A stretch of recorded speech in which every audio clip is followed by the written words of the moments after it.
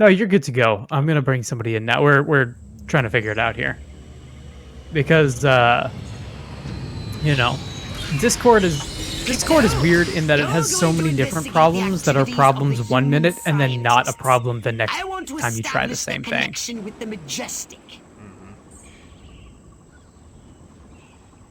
Okay, are we all in? Hello. I believe so. Hi.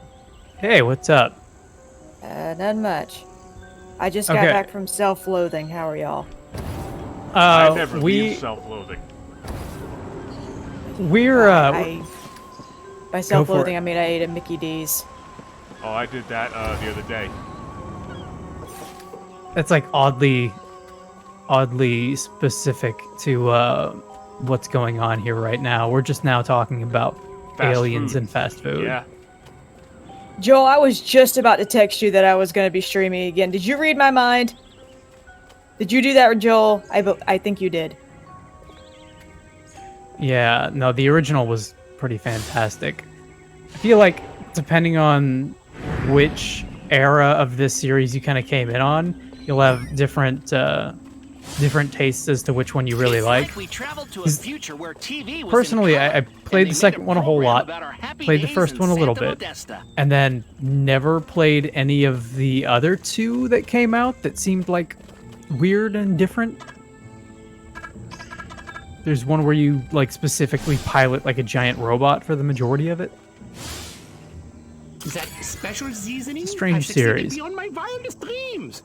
These people are now rabid paranoid. We're talking about this series? Incredibly hostile to anyone who's different. There was Destroy All Humans 1, and then Destroy All Humans 2, and then there was Path of the Furon, and then there was like something else. There's a frozen treats vehicle on its way here. There's like Big Willy Revenge or something. Warm-blooded humans. No, don't shoot.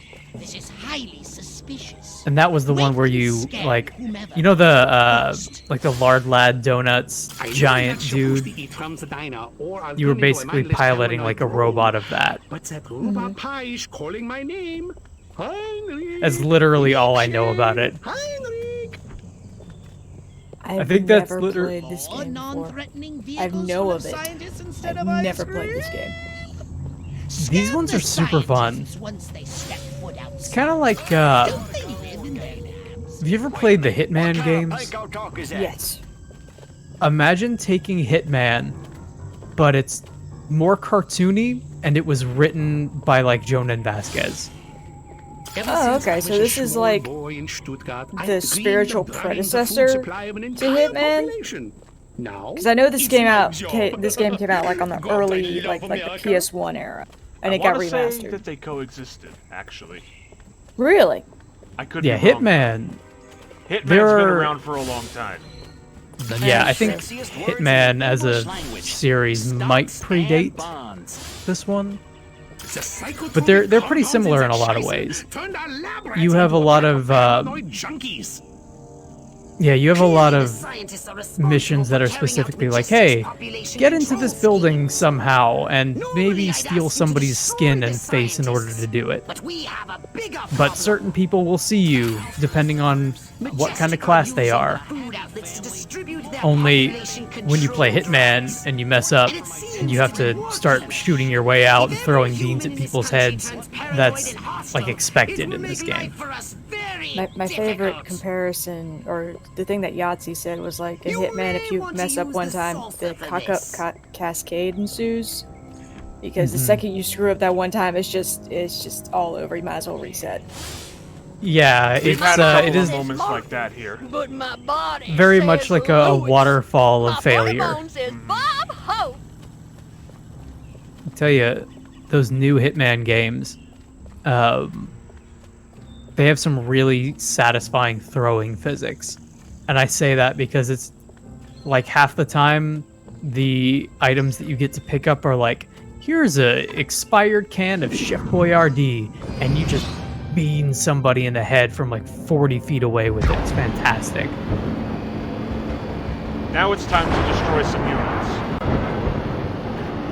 Paper Cody mentions it's good to hear Richard Stephen Horowitz. Always. And yeah, like straight up, not only is this very much the tone of Zim, but your mission control dude is just Zim. I'm loving him in Helen Boss. Oh yeah, is he in that? Yeah, he's Millie. No, he's Moxie. Same dude doing the same voice. Pretty much, yeah. I am happy to see any of these guys get work, honestly. Mm-hmm. Oh, you have me at 80%, right? Because I don't want to be as loud as I was last time.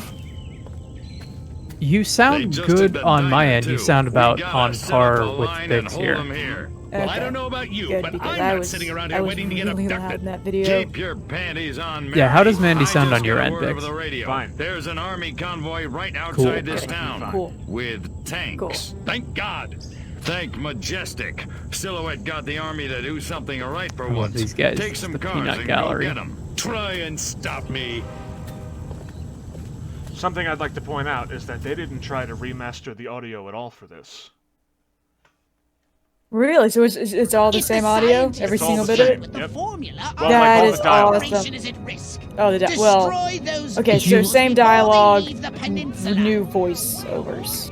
No, like if you listen to it with studio headphones on, you can hear the crackle. Oh, It okay. is. So It's now like they the just, old audio files. So they just cut and pasted it. Oh, that's awesome. I mean- think Crypto. Go Don't ahead. let Well, that it's cold maybe chamber not awesome, because that escape. means a lot of people didn't get to do any, like, didn't get any work because they just reused the audio, but it's still awesome. I'm getting word. Bix, you might be a little bit low on your mic. More frozen treats vehicles for Artfugel's sake. Yeah, Don't no, let I- them escape. There is a definite sort of charm to just straight up hearing like, oh, that's audio artifacting. I like this. I love this. Well, one thing's for certain. Majestic are far more Yes, the dangerous to our mission Pulsotron. than I had That is what they heretofore called me at my old suspected. high school. I say it's high time we abducted one of these Yeah, look at that unreal lighting. really, really dark brown. This game is And very gave shiny him and a very good pretty. probing. What do you say? Up for I love that has- you can always tell what engine it is based off of the lighting, and you can always tell Unreal by its lighting. Always. Unless it's Unreal 3, in which case you can, You can tell. tell by the texture streaming. Yeah, you can tell by the fact that it hasn't loaded in yet. I think you're going to have to land your saucer and capture the agent on foot. I like that we went to How the does he exact look same like place on in that. those shoes?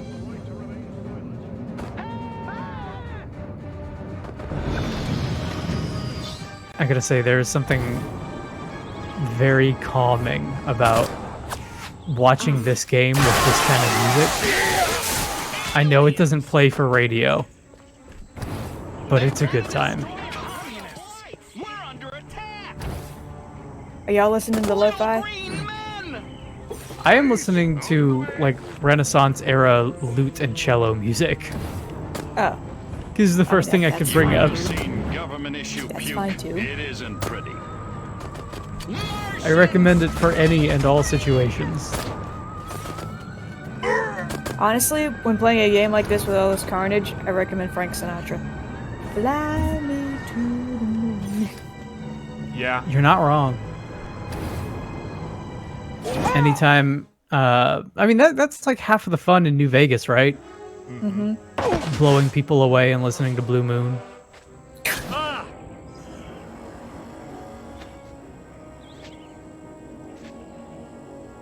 Go to hell, Klaatu. You think I'm scared of a 3-foot space hamster? I think you should be. Those are some shiny Now we shoes. can do this easy, or we can do it Yeah, hard. they could turn that metallic Your down. choice. Or that rough What do you and know sunny. about They a could turn that down rough and sunny. Furon scout ship? A what? Sorry, let me put it in baby talk. A flying saucer, crashed somewhere, or captured. You're I right, don't know Joel. what That you're man's spine talking is about. gone. Of course not. Or either that or what do you cracked. know about Have you been held upside down and Majestic? like I know shook we're gonna kick and your your little entire green spine ass pops? all the way back to Mars. I'm not. I don't know you well enough These to answer that question. weapons, where are you making them? How many agents does Majestic have? I wonder- How many other towns Did are you Destroy in? All Humans son 1 of come a- out before or after Men in Don't get Black mad. 1? Get sadistic. I want to say after. Yeah, I think because this Men in Black came out calls in for the the jumbo. 1997. mid-90s. 1997. Because I was going to say, this guy looks so much like Tommy Lee Jones that it makes me think it has to be. I can't believe Men in Black 1 was 97. Wow, that's even earlier than I was thinking. Hurts, don't it, monkey boy? I thought it would have been like You want it to stop. 99, 2000, Then maybe? give Daddy what he I was needs. thinking like 2001. Nah, not. Nah. 2001's Nine, maybe pushing it a little control, bit. Experiment. Rockwell. Movies. Well, that makes me DNA. actually curious about when the second one came out, Two. because that one is even Prepare to return to the mothership, Crypto. that one is We're even going more back of a to time. Rockwell for the last Yeah, time. 2002 In a Men in second. Black 2 came out. Hold That's quite a still, jump. monkey boy. Let me just. And then what? I think Men in Black 3 came out even later than that. Like the gap between 2 and 3 was even bigger, if I remember correctly. Yes, 3 came out like 3 years ago, I want to say, maybe 4 yeah. years ago now. Government agent abducted. Soviets deny double agent defection. After Only rumors- 90%. After rumors of the defection of a high-ranking U.S. official to the communist Soviet officials have denied everything, saying that they would never take a traitor into their ranks. U.S. government spokesman Harry Everyman says nothing but red propaganda. It's absolute claptrap. Who would want to leave the greatest nation on earth for the USSR? They don't even have shoes, let alone a brand new interstate highway system. Oh my god. Eyewitnesses, however, cited a man in a dark suit and glasses being spirited away by a mysterious figure whose hunchbacked slouch immediately led them to assume communist involvement. It's fantastic. Military exercises wreak havoc on Main Street. I love that their license plate is G-Men A51. I You totally can't- missed that.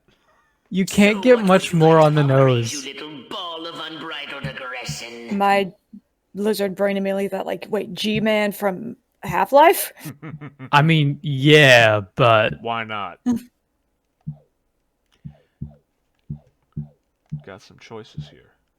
we got some talking in the chat about both the rap singles for Wild Wild West and Men in Black. And I think one of my favorite things about Men in Black as a song, just as that single, is how overwhelmingly popular it was when it came out, but B, 1 and B, correct. B, when you go to the Men in Black ride at Universal, there is like a 1 in 3 chance that it's just constantly playing outside of the attraction. As someone who used to work there for a good amount of time, there was never a day that I would not hear that single just being played on loop. Oh my god, you poor man. And because it's right next to the Simpsons area, I would have to go through everybody, if you can, do the Bartman. And I would alternate between do the Bartman and the Men in Black theme song. Just fantastic. That makes me really happy, and it makes everybody else really angry. I'm not angry. I'm just sad. Concerned. Just disappointed. Concerned. I like that. It is, yes, you're correct. It is very much a specific kind of hell. You know, I don't think I know you well enough to dictate what your hell is. So, you know what? Do what makes you happy. It looks a little something like Men in Black 2. Jesus. I liked that movie a lot as a kid, and that movie was both made for kids and super not made for kids in that weird early 2000s kind of way. Oh yeah. I really wonder how it would be going back to it nowadays. Indeed. Indeed, Cody. Happy what makes you do. Some folks don't think it be like it is, but it do. It do. Space invaders! Alien invaders! Space creatures! Look at that manicured lawn. This game has Like it's painted. surprisingly nice looking lawns. Looks a lot nicer than my lawn. Well, this isn't set in Florida. What is this, California? This is California right now. Why is there grass? There's not supposed to be grass in California. Grass is a myth. Yeah. Propaganda. Sent by the communists. Exactly. Well, this is Santa Modesta, so it's probably like, what, Santa Cruz? I wonder if it's true what they say about Milton Berle. Hi, I failed geography. Is that north or south? California. It's all in California. It's- Do I look like a... Destroy the humans. Let's do it. Destroy them all. I'm like... My thinking is... Oh wow, that guy's just really trying to... He's got that... Oh, I'm sorry, I've got like 4 thoughts going on in my head. He's got that pompadour that, what's his name, has in Ippo. Oh, I was thinking Kuwabara from Yu Yu Hakusho. Kuwabara is the best! Oh, I need to rewatch it. He rocks him some red-headed pompadour. Ooh, you're in the cheat! Oh, on a completely, slightly related but not really note, they were finally selling green pants in the Able Sisters shop in Animal Crossing. Yeah. I've had this green school shirt for forever, and I've been waiting for the green pants to show up, so I am officially cosplaying Yusuke Urameshi in Animal Crossing, and I'm super happy. It's incredible. Now you're moving in the right direction. Yusuke, one of the most underrated shonen heroes of our time.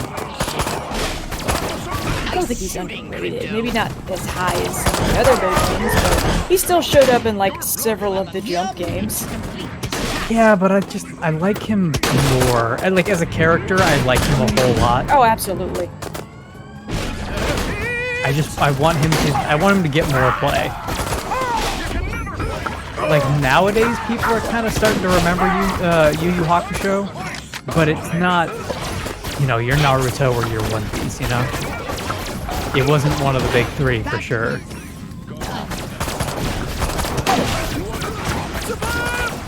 Although I feel like people nowadays look back on it much more kindly.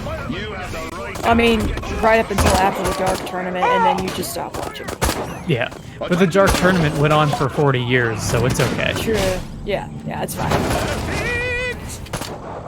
Joel in chat says put Spirit Gun in Smash. I agree. I mean, it'd be easy to do. I used to have this, like... I used to have this, like, statue of Hiei, and the thing I remember about it, it was, like, his early demon fight where he's green and covered with the eyes. Mm-hmm. And I remember the eyes, they were like... You know those handheld, like, ring popper toys that you would have? They'd be filled with water. You'd press it and, like, try and get the rings on the hoops. Yeah. Yeah. It was like that. Those were what the eyes were. Yeah. It was super cool. Dragon of the Darkness Flame, baby. Sasuke before Sasuke. Actually, Death Battle did a Sasuke versus Hiei battle, and Hiei won, which I was actually genuinely shocked by. That's nonsense. No, seriously, because, you know, in later iterations of Naruto, they did the whole, you know, power scale jumping bonanza that all shonen anime do. Yeah, And they're I like, was, as much as it pained me, I was totally expecting Sasuke to like just completely, you know, pull his sword out of his ass, you know, like he did last time. But no, apparently they did their research much better than my brain, and we're like, nah, Hiei had like perfect counters to all of Sasuke's stuff. But I'm like, you know what? I am so sorry, Hiei. I doubted you in face of power scaling, and that, you know what? That's my bad, and that's on me. I mean, Naruto gets to the point where people are like throwing and summoning meteors at each other. So I'm right there with you. Like that whole journey that you went on. I was like, oh my god, I feel so happy yet so I've been so betrayed, but also good. Does that make any sense? I was happy to be wrong. I know how Yeah, you feel. very happy to be wrong. Paper Cody in chat, right? I can't believe they advertised this game in Jimmy Neutron games. It's great. I had no idea, but that sounds awesome. Jimmy Neutron must have had a bunch of games, right? That was like a surprisingly popular show. Jimmy Neutron is getting this weird, like, resurrection. So, like, there are people who are, like, trying to bring Jimmy Neutron back, and I'm like, it wasn't a bad show, but it wasn't a that cult good. show either. Yeah, it's like a cult show here. It went on forever, It was but I don't fine. remember any, like, you know, entire fetish boards coming out of Jimmy Neutron fandom, okay? Not like, ridiculous amounts of, like, Teen Titans. Like, Teen Titans, jeez. That's the one. Listen, Raven alone may have messed up my life in a certain direction, right? Hey, same. You're not alone. And then if you somehow get past it and realize that Raven's a good person, oh, unfortunately, you've also got Blackfire there, so I guess you just like bad girls now. You're gonna have to deal with that one. I Sorry, always like kid. Raven more than Blackfire, though, because I mean, Raven's the best. Raven's the best. I love her. She had a cape. That was at that age where capes were cool. Capes are still cool. I don't care what anyone says. I don't care what Edna Mode says. Well said. Oh, that dumbass blew himself up. You know something really weird? I've been watching Mission Hill lately, and Mission Hill's remember that awesome. show. But it is so weird going back to Mission Hill and hearing the younger brother as Robin. Because that was before he was like Scott Menville, something like that. But it's just so weird hearing his voice come out of that. Ember from Danny Phantom. No, you're correct, Cody. There was Ember, and there was the girl, right? There was Sam. Oh, I didn't watch Degrassi. I didn't watch Degrassi, but the only thing I know about Degrassi is the theme song. And that's all I really need. Ashley from Degrassi is something that resonates. The only with me. reason I know that actually the theme song from Degrassi is because it came on immediately after Daria. You little stop it. Daria. You know what? There you go. Daria's another one. Leave my Daria's a great choice. Daria was a double whammy too, because it's like you have your choice of Daria, and if you somehow escape the trap that is Daria being awesome, you also have to deal with her best friend, who is also awesome. And then there's Trent, who's just I love Trent. Also, yes, Drake in the wheelchair playing basketball. I remember that as well.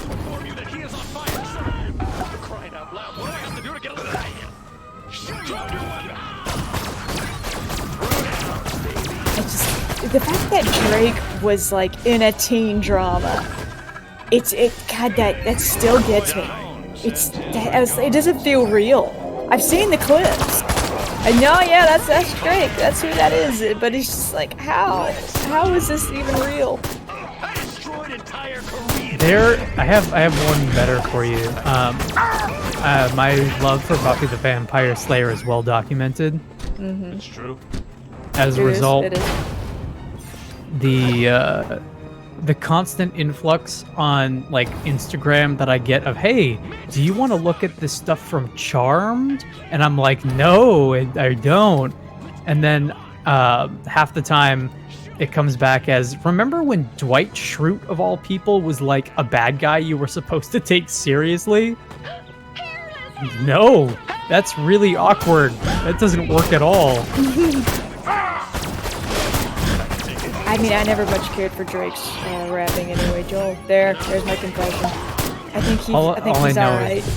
That thing where he's like flipping the cards or whatever and dancing like an idiot. That's the only thing I know. Oh, and I was confused for a long time because I thought Drake was Drake from Drake and Josh. And I was like, wait a second, when did this happen? Wait, when did Drake...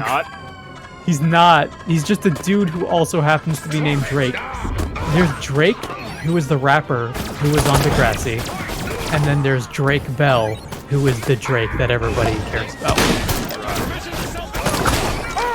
The good Drake. Drake Bell and the 99 Dragons. Sorry, go ahead. You know, he's just, Cody made a comment about he's excited for the new Ratchet & Clank, and I'm just like, I don't know, man. After that movie and after that first game remake, I don't know, man. I don't know. I'm keeping my expectations down. The thing that I think I'm excited for about Ratchet & Clank is I have no... I didn't have a PS2 at the time. I had a GameCube and an Xbox, so like... That's awesome. Yeah, it's one of those things that totally just passed me by.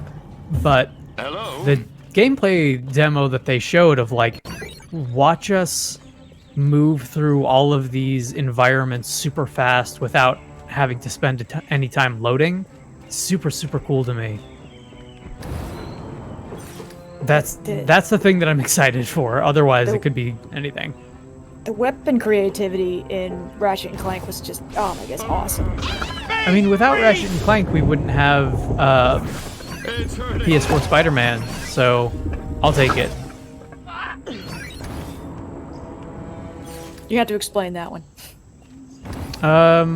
Insomniac made Spider-Man PS4.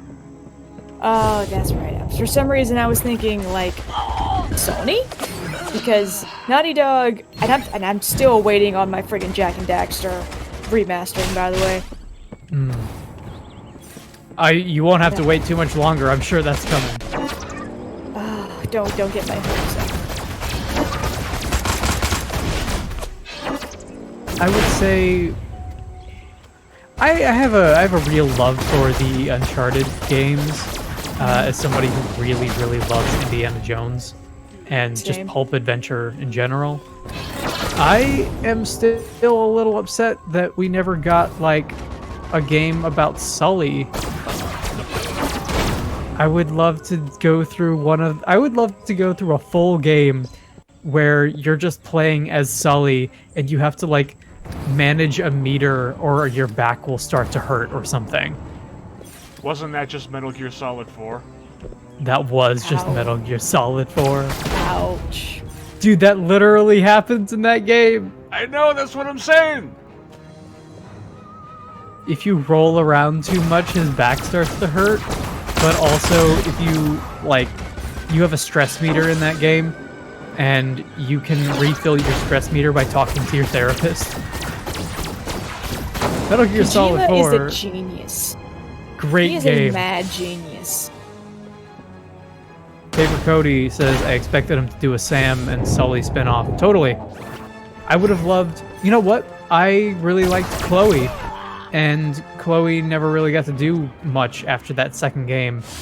I would have liked... I mean, she did show up in the Lost Legacy, but I would have really liked, like, Sam and Chloe and Cutter going on adventures together. Those are all characters I like. Just fucking playing Just Cause at this point. You know what? Just Cause... We'll get to this, but... Just Cause 2, fantastic. Just Cause 3, slightly less good. Just Cause 4, bad. Just top to bottom, a poor product.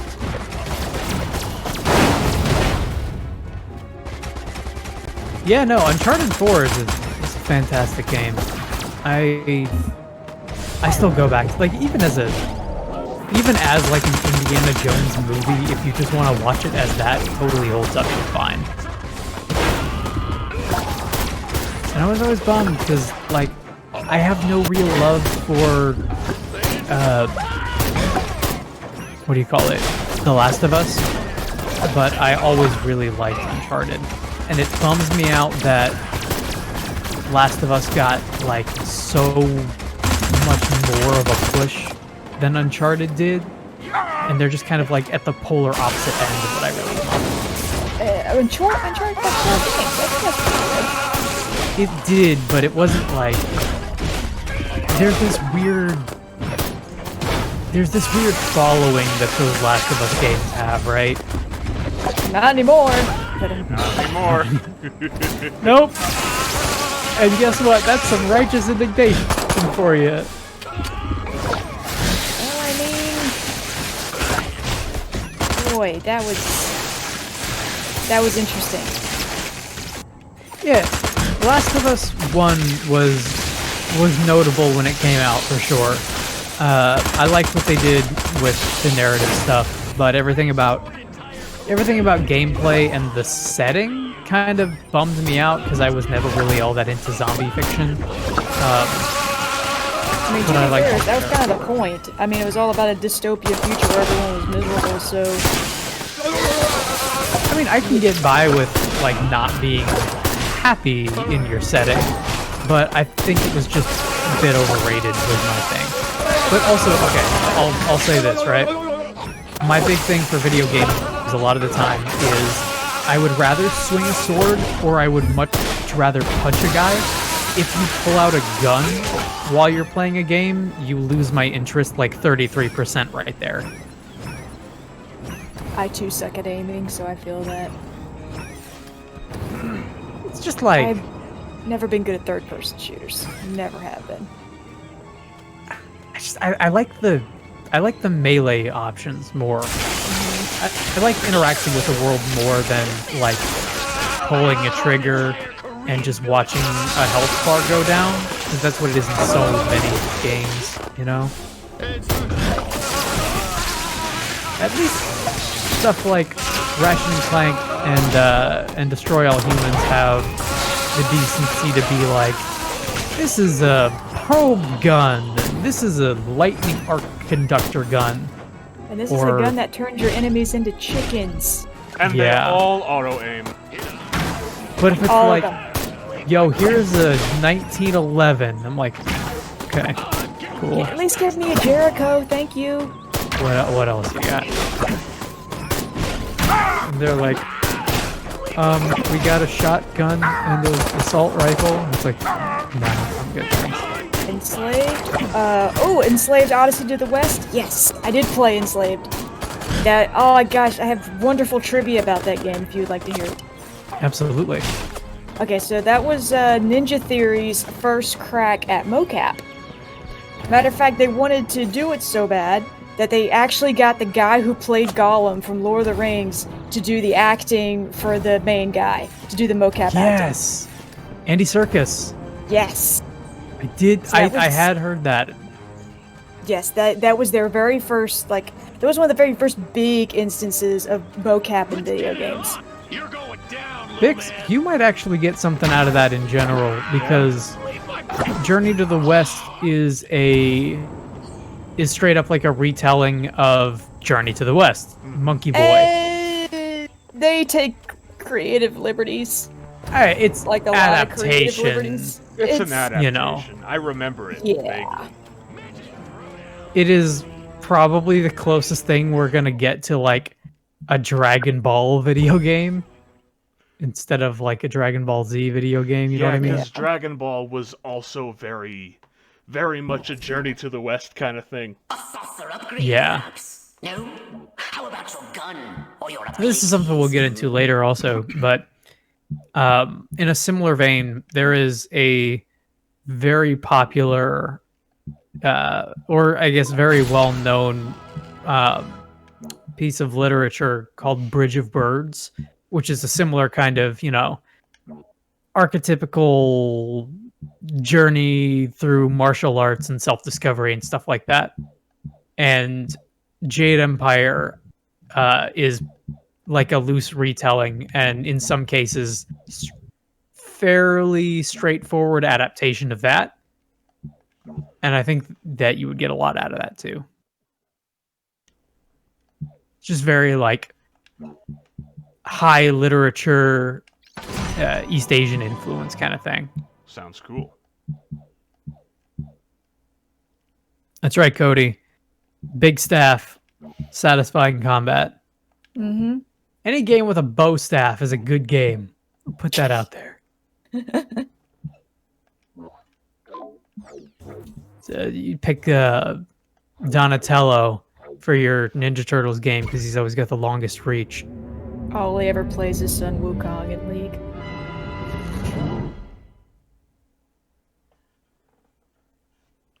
Teenage zombies from outer space. I like it.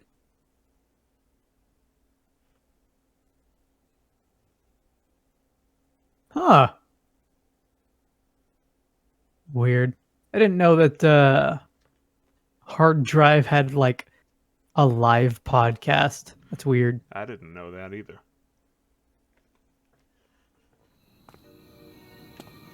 I'm sick and tired of this two-bit This is- town. Nothing ever happens. This is where they had the Why, if like it the weren't for that juke joint down concept by for the the river, trailer, right? I'd never get my rocks off. You said think a so, mouthful, yeah. Cupcake. This is at the There's a drive-in. whole wide Yeah. world out there, Yeah. and we're missing it. But where can we go, Billy? What is up with This her town's chin? a one-way ticket for wild hearts like you and me. I'm kind It's of tearing me apart. distracted What by the you fact need that is the a new guy looks direction. like Gary Busey. Exactly. his jowls are a little out of control. Freaking A. A little Ever bit. thought about homeland protection? Home what? Wise up, They Romeo. have There's a this- half a billion Reds who'd love nothing better than to rip that varsity sweater Sorry, I right really off like your that. back. They have No this kidding. real Take mix this little of like pamphlet. It'll tell you super everything you need pretty to know about environments protecting your little corner of and the country from communist characters invasion. that are There's a certainly of a million, style, but they Daddy-o. just kind of look like Freaking they're A. made out of Wow. wax. There goes a real American. A real American Like, they kind of look like dreamer. rejected Toy Story Meow. designs. A little bit. They look terrible in a way that works. That's the last Yeah. of them. Must have paid They for look everything terrible in in a- stinking style. berg. Yeah, like the style is very much Spooled up and ready to 2000s go. The pimply projectionist in is some none of the best wiser. and worst ways. Won't those kids be surprised when Abbott and Costello Ooh, turn Black into Mask. Jimmy and Johnny Commie Killer in Real 6? Good work, Agent, and not a moment too soon. We Pretty need to much. be in Santa Modesta yesterday. Don't break for yellow. Read me? Loud and clear. Who is this Resident Evil villain? Oh my god, thank you. I was thinking, oh my god, what is he from? Sounded like Secret Agent Man was He's like a taking cross orders between from the one in Mr. X and goggles. Wesker from Want Resi me 5. to blow him up? Yeah, actually. But I have a better idea. See the plaza over there by the big screen? The police Humans must drive not their be alerted. carbon combustion transports in, and then I feel like you fuel could pop jetted that up on images just for the about purpose of anything. Entertainment. Makes perfect Is that a challenge? sense. Yeah. I suggest we beat Majestic at their own promise. devious little game. It's a call to action. To get a identity stealing gun, impersonate an officer, and let everyone know that the cops are alarmed. I don't know where we're going with this. Yeah, that's correct. Okay. No, you nailed it. It's 100%. Oh, good, good.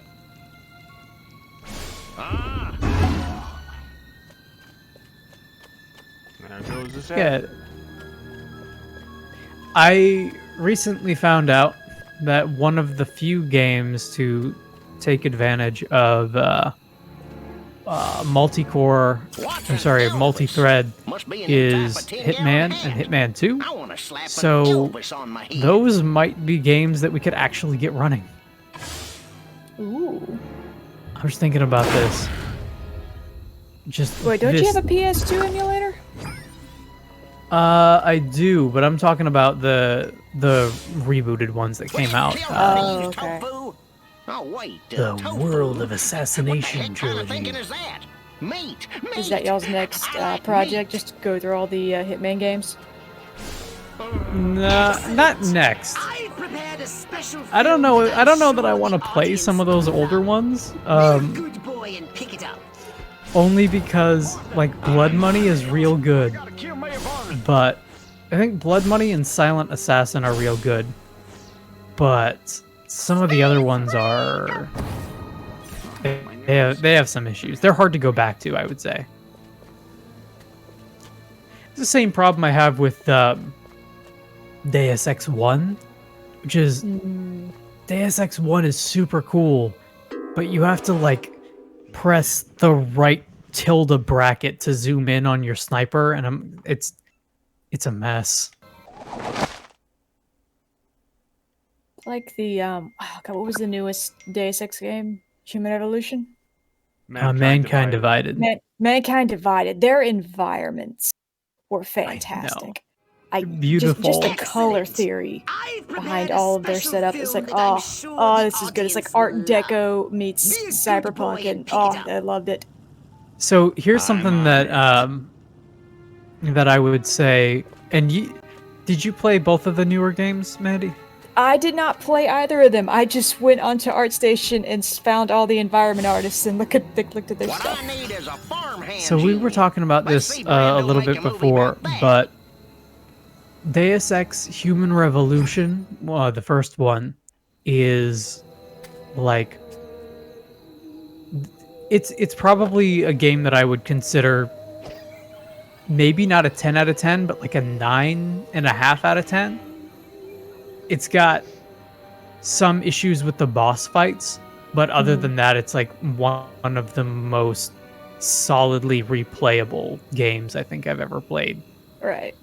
The one that came out right after it, which, Mankind Divided, is the same game, but bigger in every way.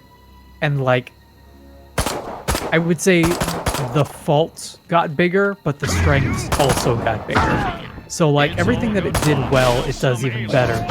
But in the place of some issues with the boss fights not being perfect, the thing that Mankind Divided messes up is that some of the story is not really very well written. Some of it is great, but some of it is definitely not.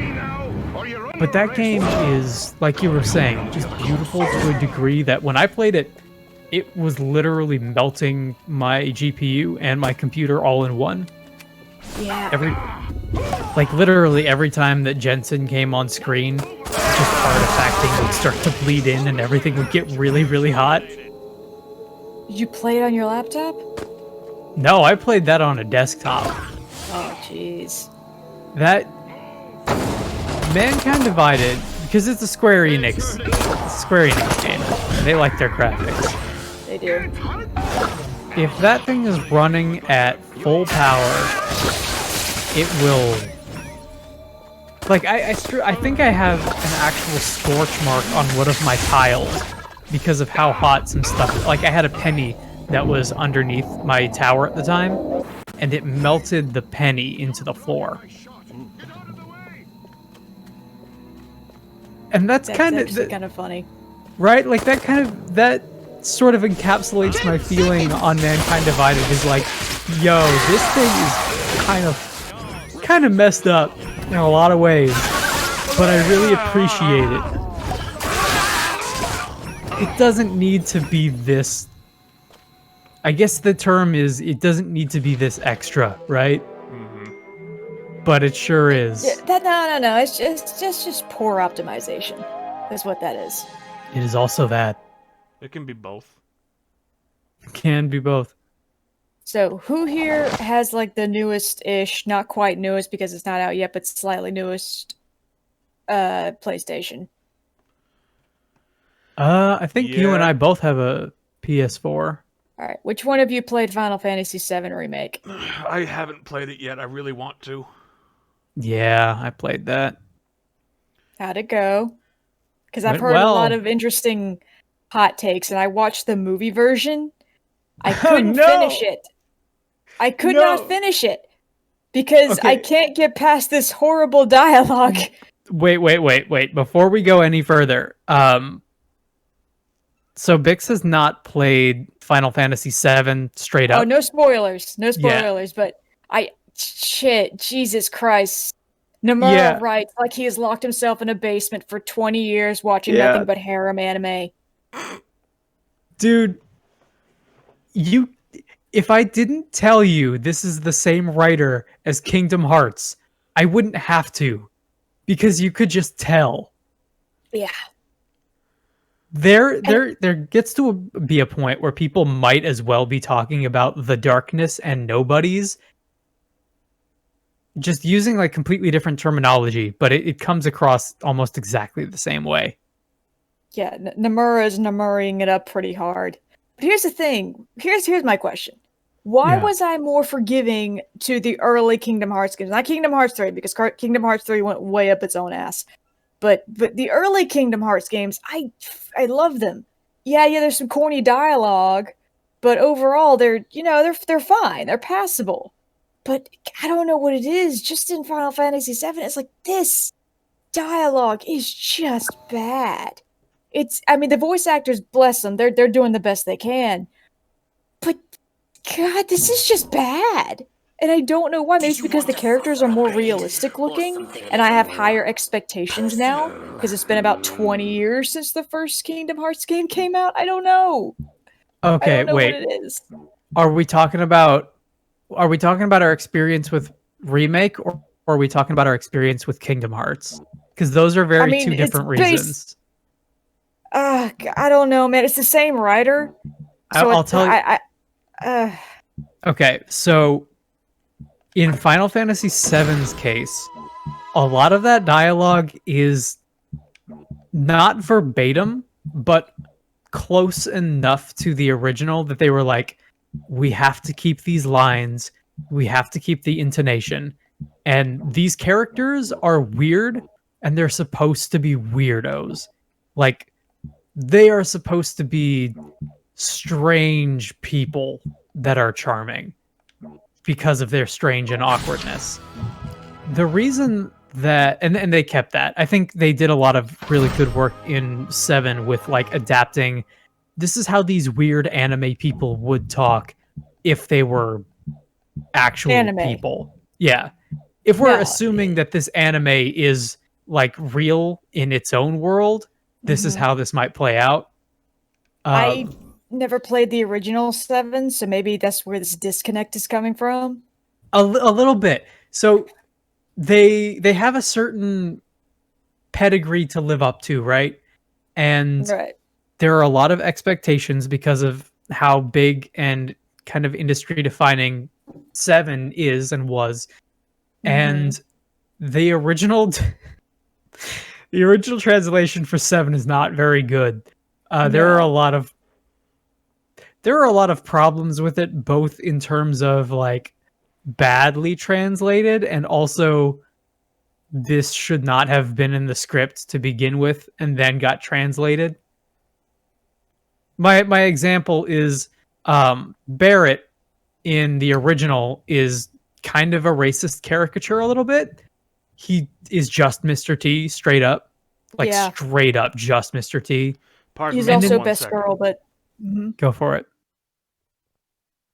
And in the new one, he's best girl. And in the new one, he is like an evangelical kind of big boisterous bruiser type, and it's very different, but they kept the spirit of the character without making him racist.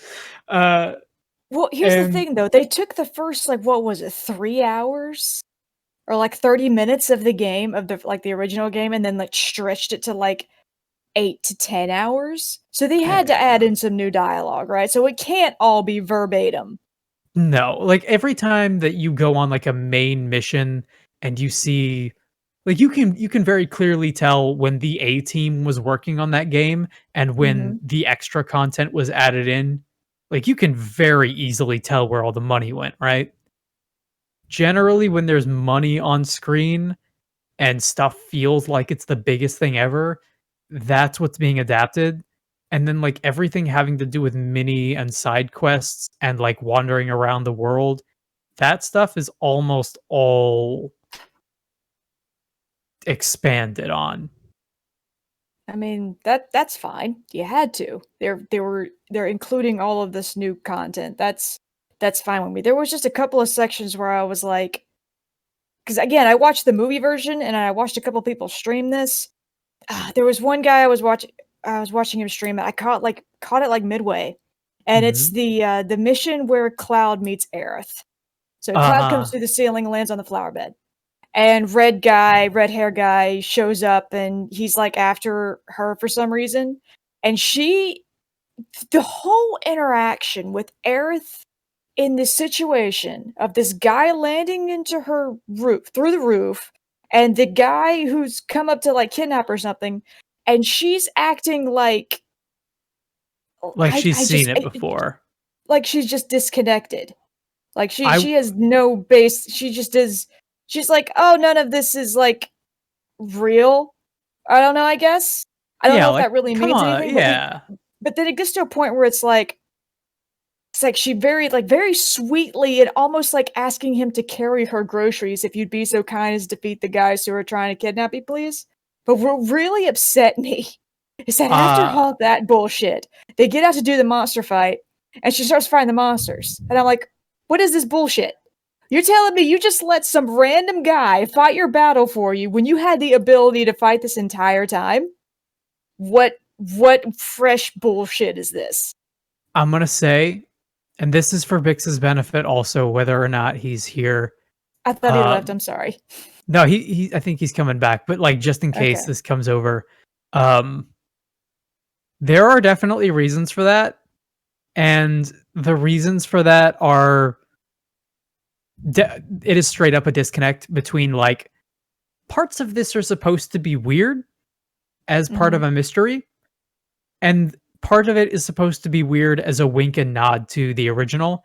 Because what's going on in that case is you're having dialogue that was changed and a situation that was changed from the original, and the characters are like winking at the camera and saying, "Oh, come on, Cloud, you better come along with me. What could possibly happen?" And it's like, really?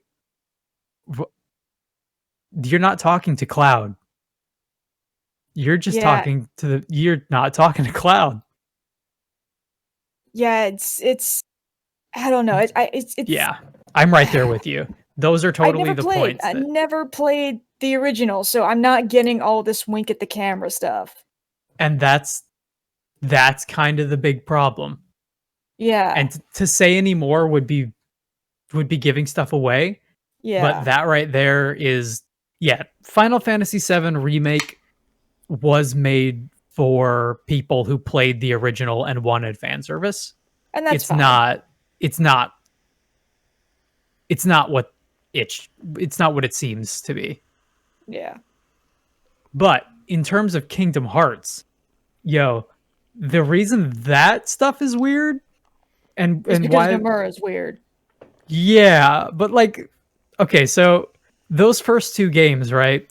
Um First of all, like they're very emotionally kind of simplistic. They're emotionally big, but they're simplistic and they're all encompassing and very generalized, right?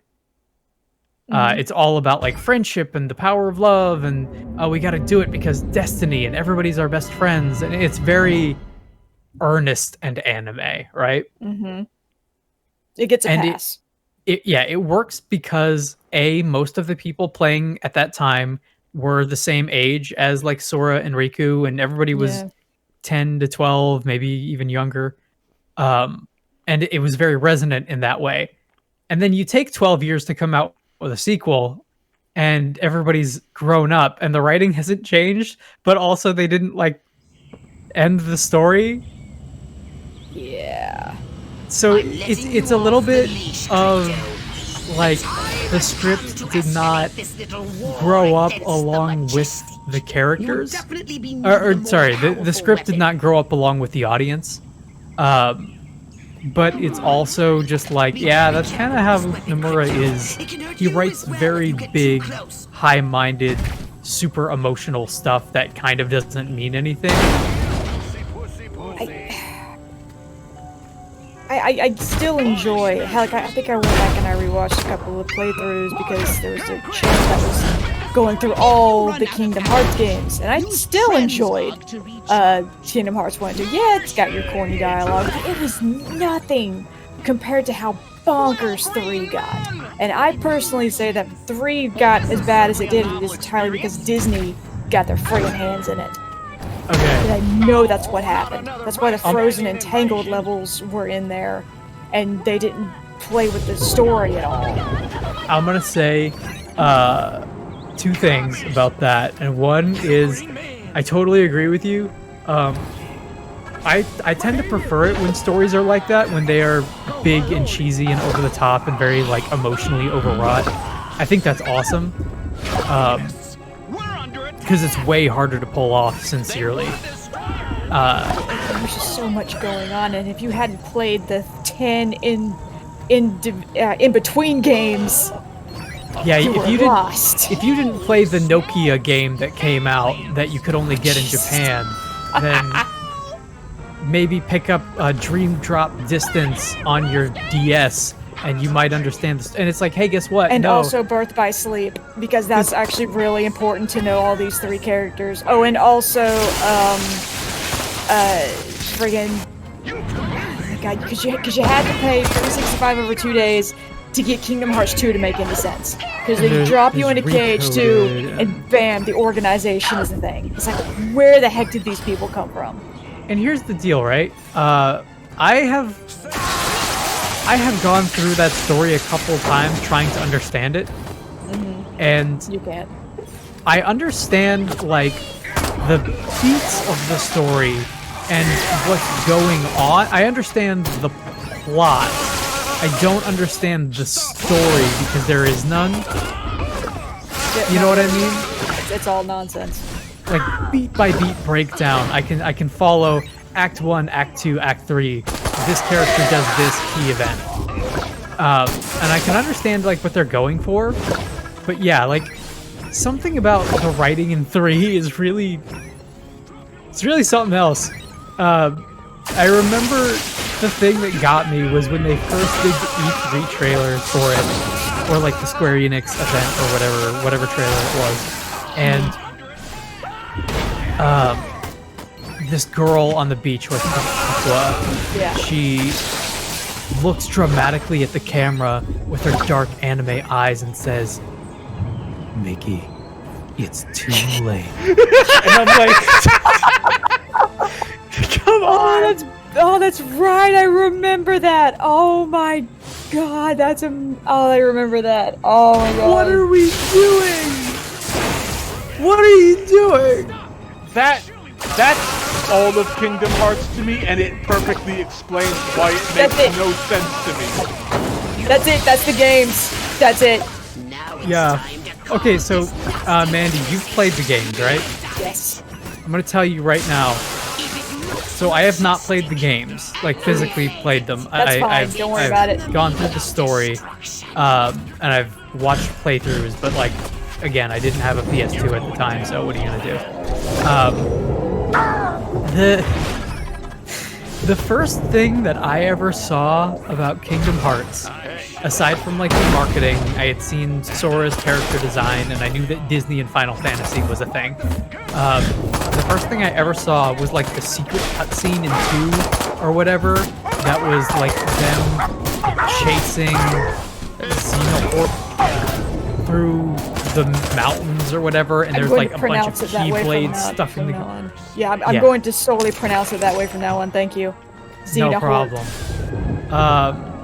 And like it was supposed to be like Dream Drop Distance or whatever as a trailer, right? Yeah. And it made no sense. There were these dudes that were super serious. Nothing Disney was going on.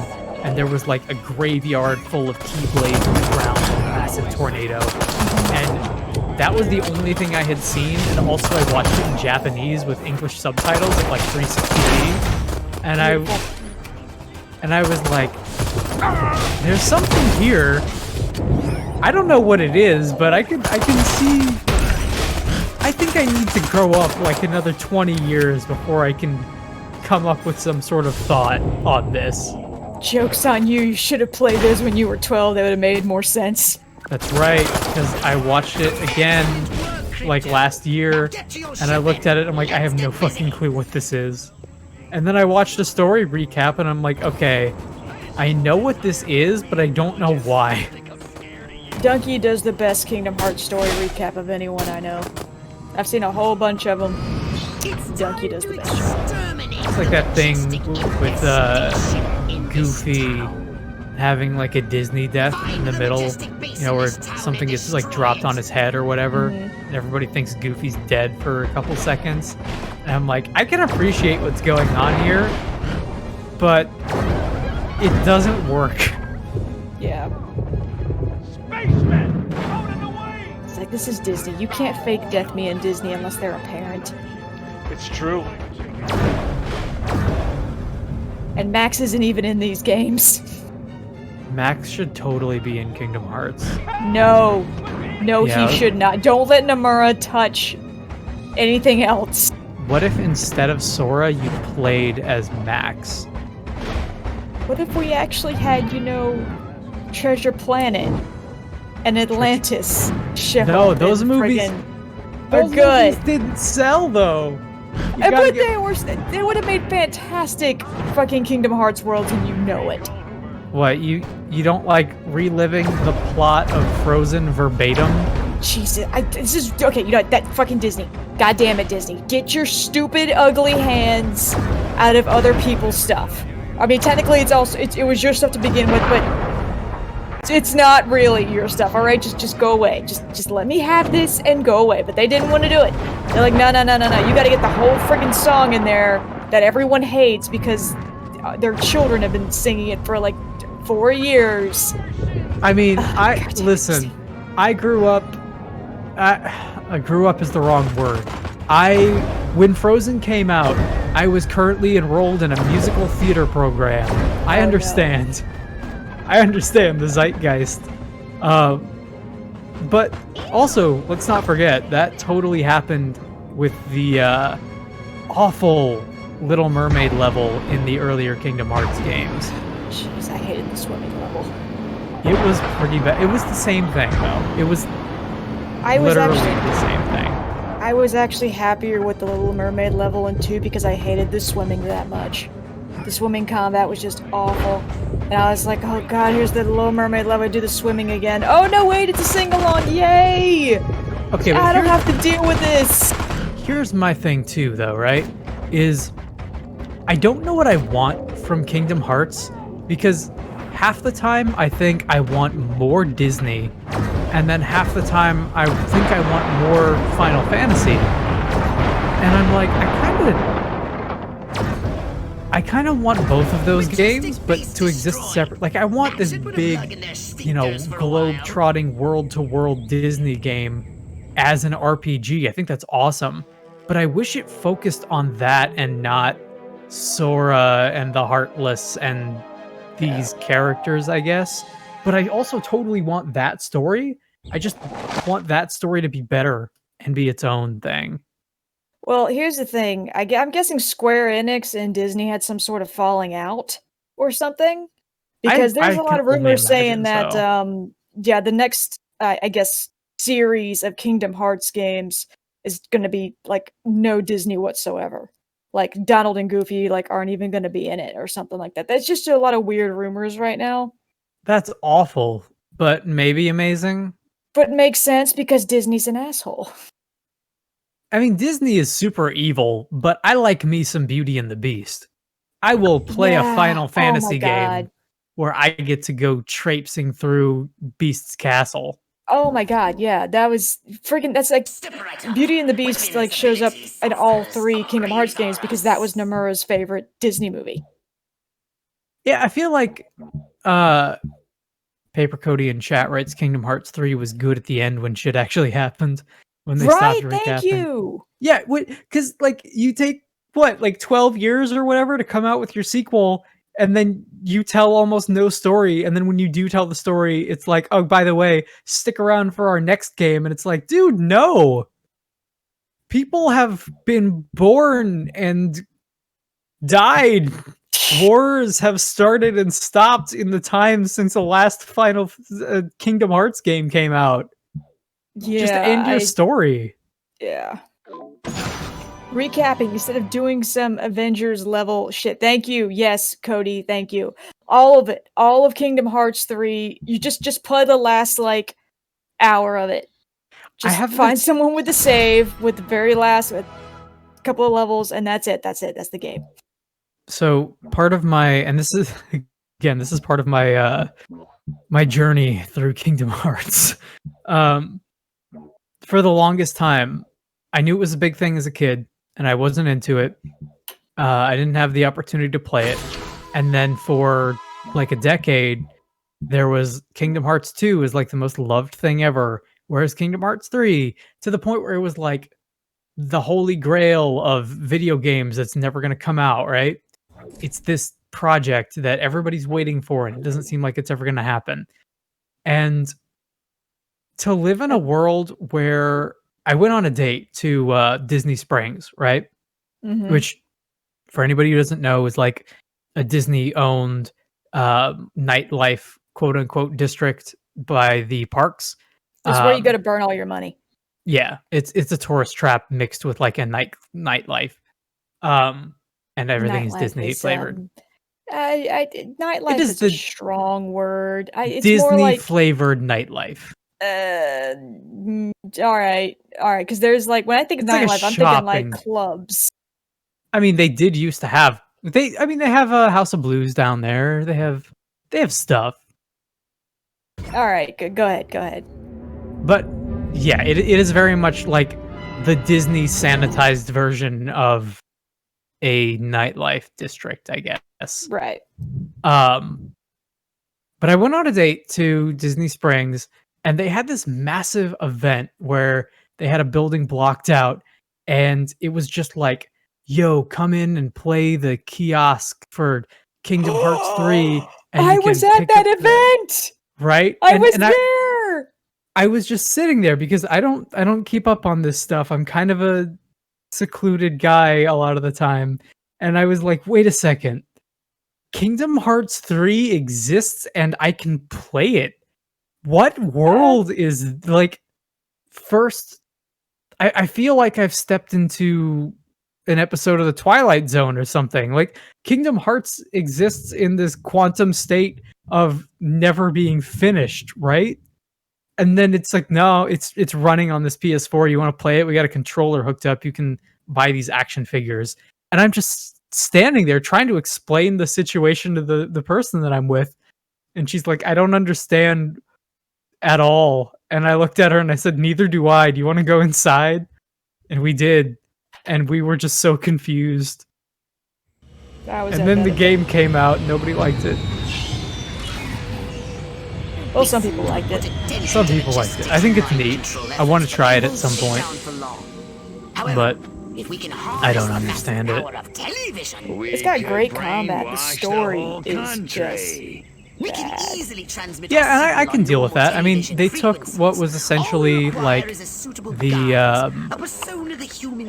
combat from Nier Automata and took away everything that I didn't like about that game. And they seem to have learned a lot. They seem to have learned a lot from the combat system. And I was interested. Which makes no sense, Cody, because all of the people who were fans of the original Kingdom Hearts game were now in their late 20s. Yeah, again, why on earth would they make 3 geared toward children? The game did not, the series did not evolve along with its audience. Because the audience, they're all like millennials and adults who liked the Disney Renaissance era.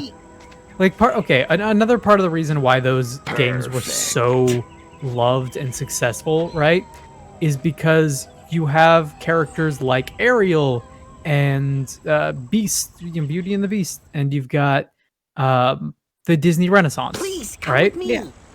And then the new one is like, yo, it's Baymax and Olaf the Snowman, and I'm like, look, I like Big Hero 6, but Big Hero 6 is no Disney Renaissance. Thank you. Like, the Lion King is part of that. Like, the fucking Lion King. Pardon my French. Yeah, it was in the second game. That was alright. It's an alright level. Like, the Lion King is like one of the biggest movies ever made.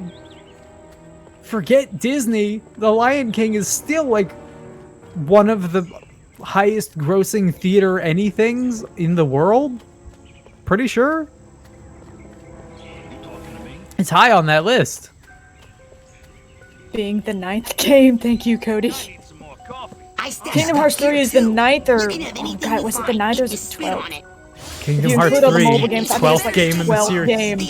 Yes, Kingdom Hearts 3 is the 12th game in the series if you count all the mobile games. Oh man, somebody... Spacemen! What was it? Somebody wrote in on the Bombcast, and I was reading, or I was listening to the podcast, and they were like, I don't think it was Civ. I think it was 40K or something, and they were like, blah blah blah. Shit, what was it? It was like, for the sake of argument, I'll just say Civ. It was like Civ 5, the 16th game in the Civilization series, and I'm like, yeah, games do that too much. Yep. Halo 3 was like the 8th game in the Halo series or something. It's like we traveled to a future where TV was in color. Because you had and they made a Halo program Wars about and our Halo happy Wars days 2. in Santa Modesta.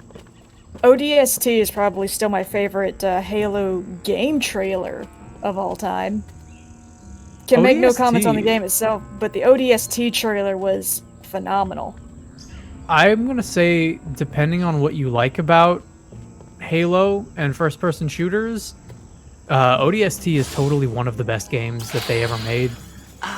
It's not like a power fantasy like the Master Chief games are, but it is very much like wander through this city with some saxophone and rain in the background and try and piece together what happened and try and survive, right? It is very much like a noirish kind of mystery. It's really, really cool. And you are totally like, because you're just like a foot soldier and you're not Master Chief, you're not super powerful big cyborg man. It's a good game. Our only lead dead? Yeah, Cody, right. Good From stuff this game. pathetic son I'll go replicated give it a brain watch through crypto. because I don't think I'm gonna be able to play it unless it's like available on Steam or something. Anything from the It other will be you soon. mean. You'd better if you The wanna Master fight Chief Collection first with is going to have ODST relatively shortly. Okay. It's going to be the next thing that they do now that 3 is done, I believe. Which I also recommend. Master Chief Collection is a game that has had such a crazy development cycle. Because it came out in, what, 2014, 2015, the Master Chief Collection on Xbox, and was like a trash fire. And now in 2020, it runs, period. You can get into multiplayer matches. It's rad. It's really cool. You have what is essentially like 4 or 5 games for $40. It's nice. I like it. And yeah, Cody, I was gonna suggest for you specifically, Master Chief Collection. It's a good value proposition. Is the thing for me. Because you get, let's see, you get 1, 2, 3, Reach, and ODST. And those are all Those are all really good Please, games. don't hurt me. I'll do anything you say. I swear. You bet your ass you will. Come on, Birdie. What's our boy. objective here, I Bix? got a little job for you. Mind control through television. Oh, okay. I can take it. I don't know if this game would work. Like if it were set in like the 2020s. I haven't even owned cable in like 7 years. You have to come through the computer. You could totally make it work, but you would have to, like, instead of hijacking the television station, Pox and Crypto would be like Frankensteining together people into some sort of ninja-esque streamer, and that would be the way that they control everybody. That would make a great sequel. They make like their own live streamer. Yeah.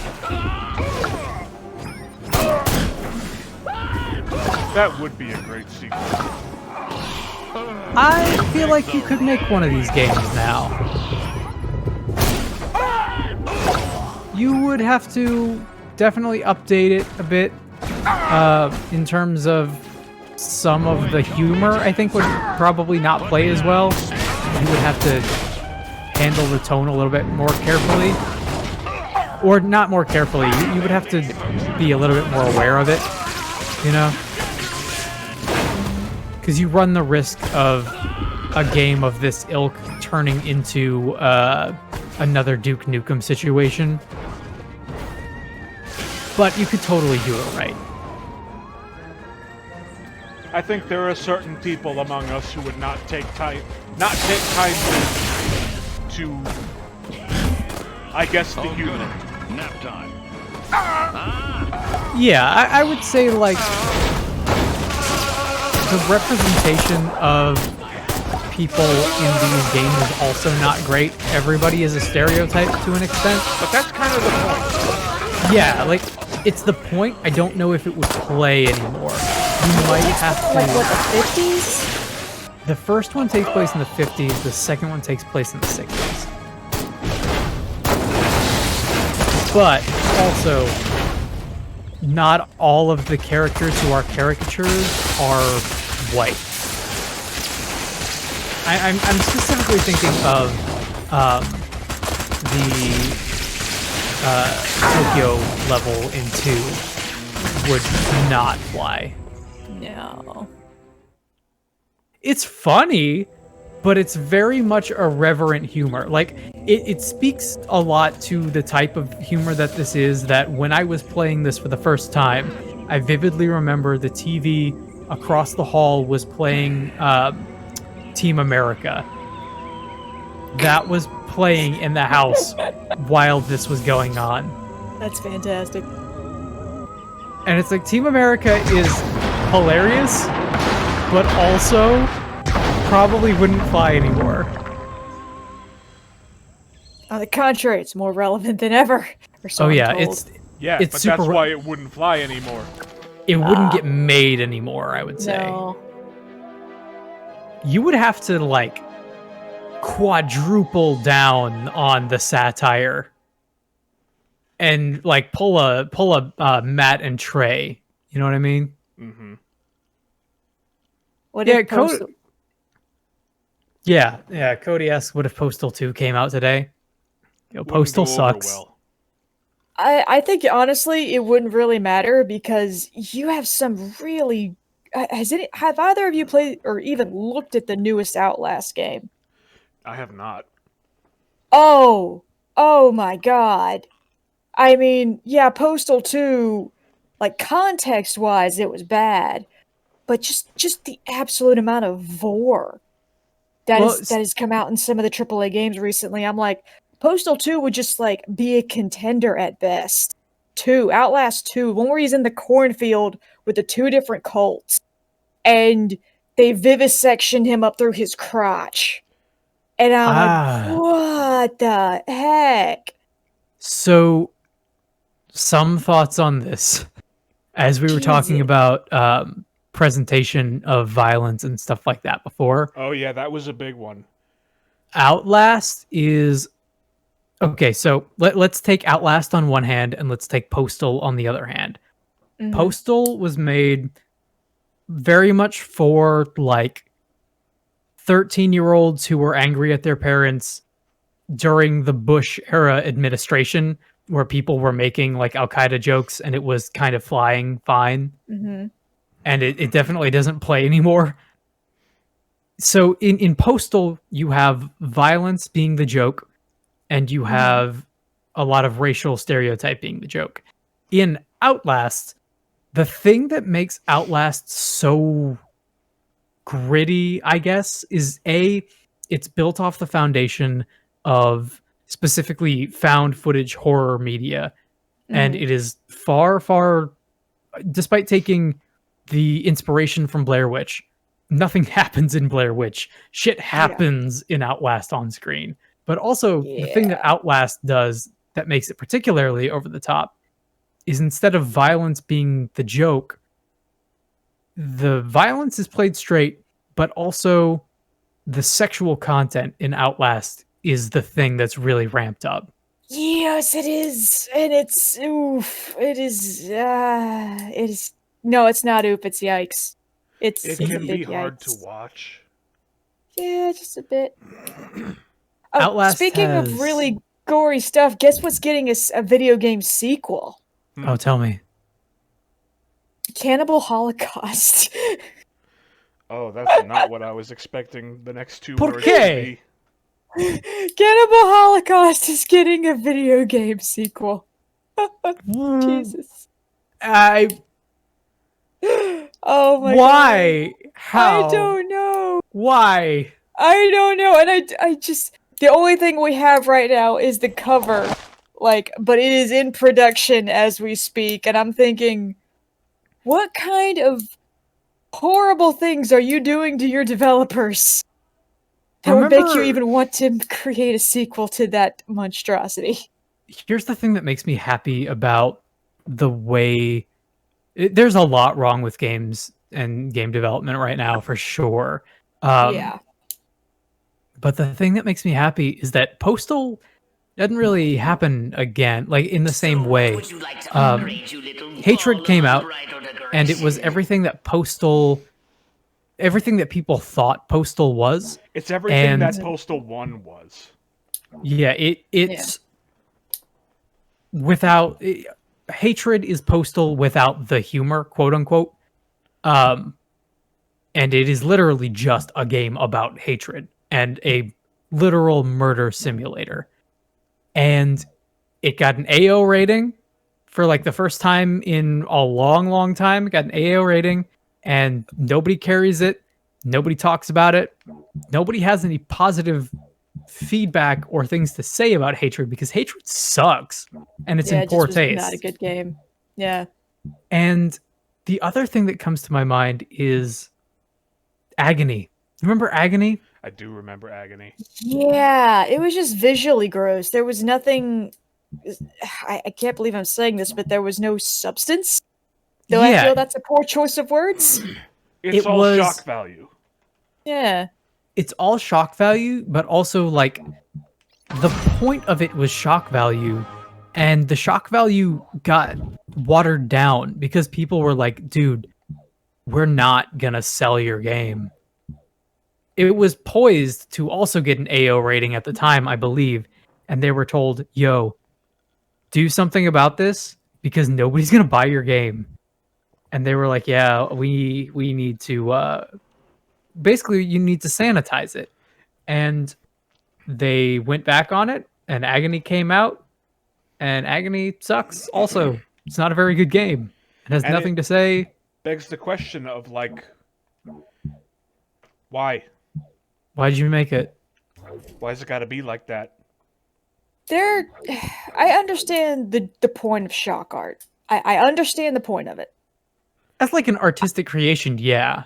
Yeah, I get it, but it's not something that I'm into, but I understand the point of it. Shock art exists purely to get an emotional reaction out of someone. And I mean any emotional reaction. Joy, horror, fear, hate, anger, just something. as somebody who is a proud, self-proclaimed punk, I understand this very much. And if your shock art doesn't get anything like any emotional reaction out of anyone in any capacity other than meh, you failed. If your art fails to reach people, then yeah, it's like, congratulations, you kind of fucked up. And that's kind of what I'm saying, is like, you have the shock art, and they're like, no, you gotta dial it back, you gotta take out the shock. Okay. And now They're it's like, well, meh. we gotta sell copies. and it's Literally, like, well, what's the point? I don't understand why. Was this like? Did It's it come empty out now. before or There's after nothing. Steam? Yeah, it's not a good. It's not good. But did it come out before or after Steam? Like really got big? I can't remember. way definitely after. Okay. Agony was like 2 years ago. Was it like a console exclusive? Is that No, it why was they No. made it water it down? No, it was just It was maybe like a year before Steam just started allowing like outright porn games. yeah. Ah, damn it! They were too early. Just a little bit. That's what it Prepare was. the way for our invasion. Yeah, all Honestly, they the- had to do was wait. It wasn't even like on the part of Steam necessarily. Like you could probably still release that game on itch.io if you wanted to. Yeah.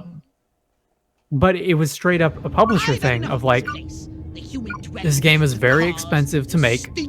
It is very graphically intensive, and the presentation is super high. You need to make returns on this. Yeah. And nobody's gonna buy it if it's got an AO rating. And it's like, well, Which ironically is the opposite of what normally happens. it's like, well, if it's not gonna get an AO rating, then yeah, there's like no. The main appeal of your game is now gone. Yeah. And Cody, in response to Postal, makes you wonder about the person who made it. The thing about Postal in particular is that those games are all about telling you about the people who made it. The devs of Postal show up as characters and bosses in those games. It's true.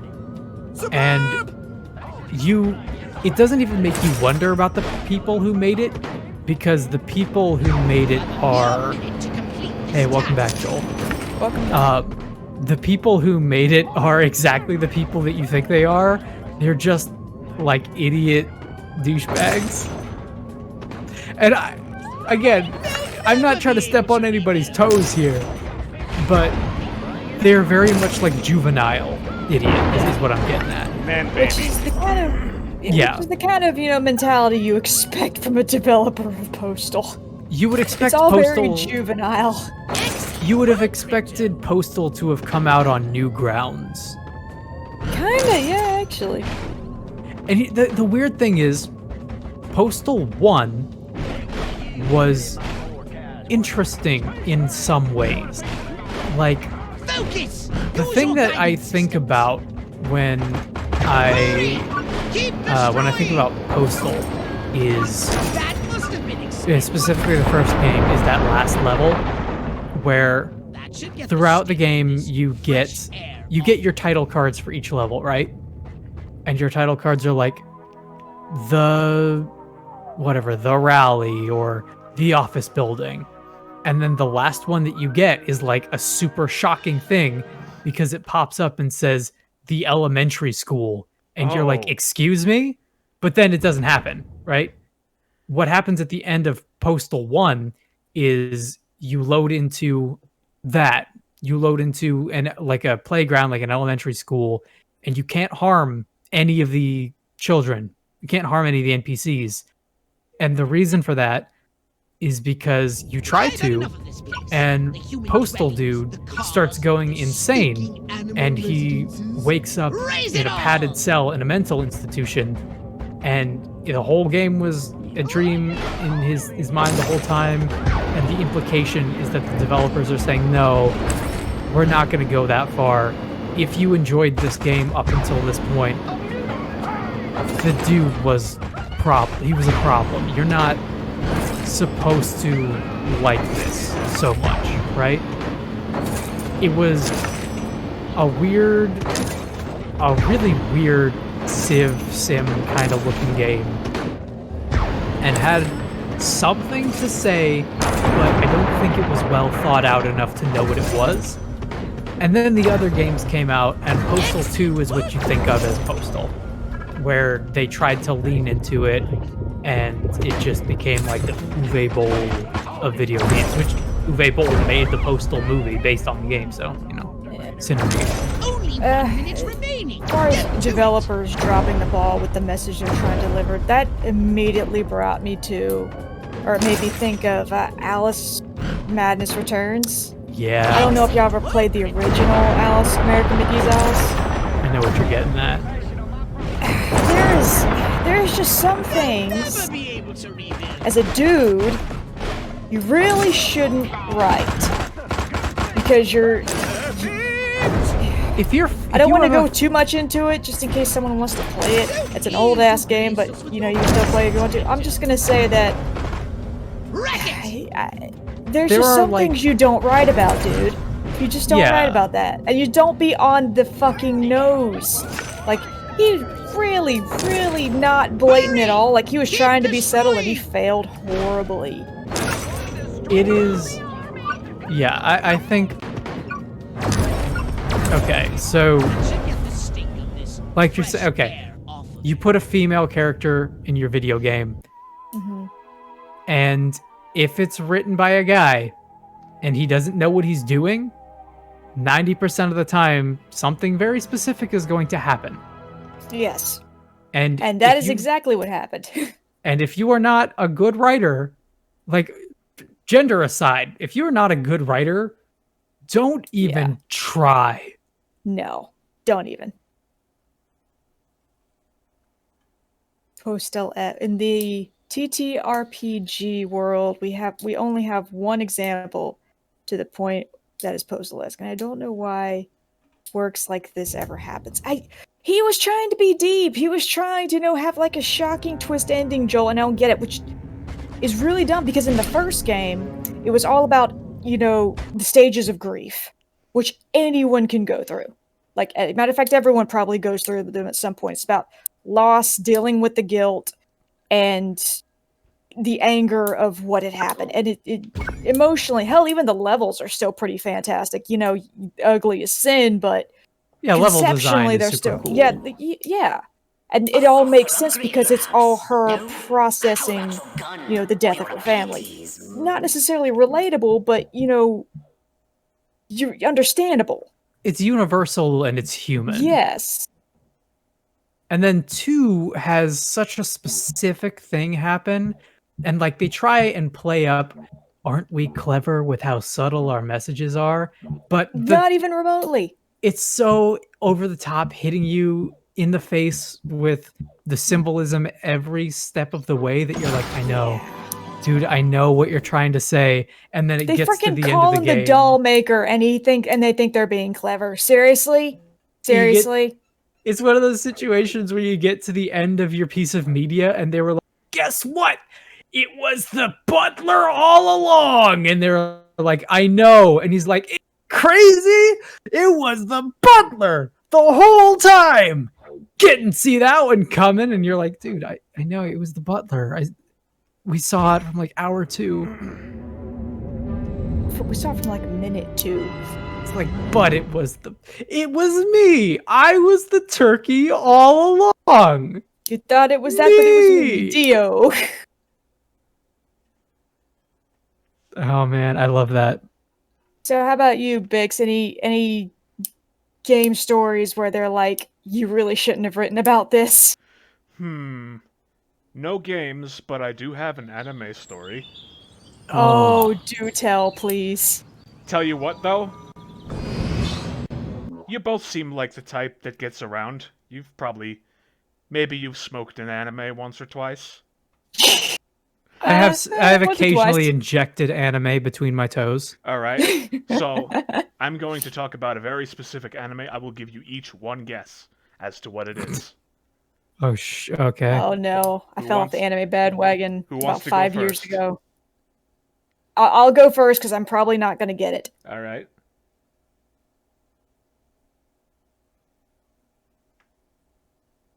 Are you gonna? Cody says crossed. I don't even know what that is. Well, it's not that. Let's see here. Yeah, let's see. Anime that shouldn't be doing the thing that they're doing. Man, that's a broad category. Can I get a hint?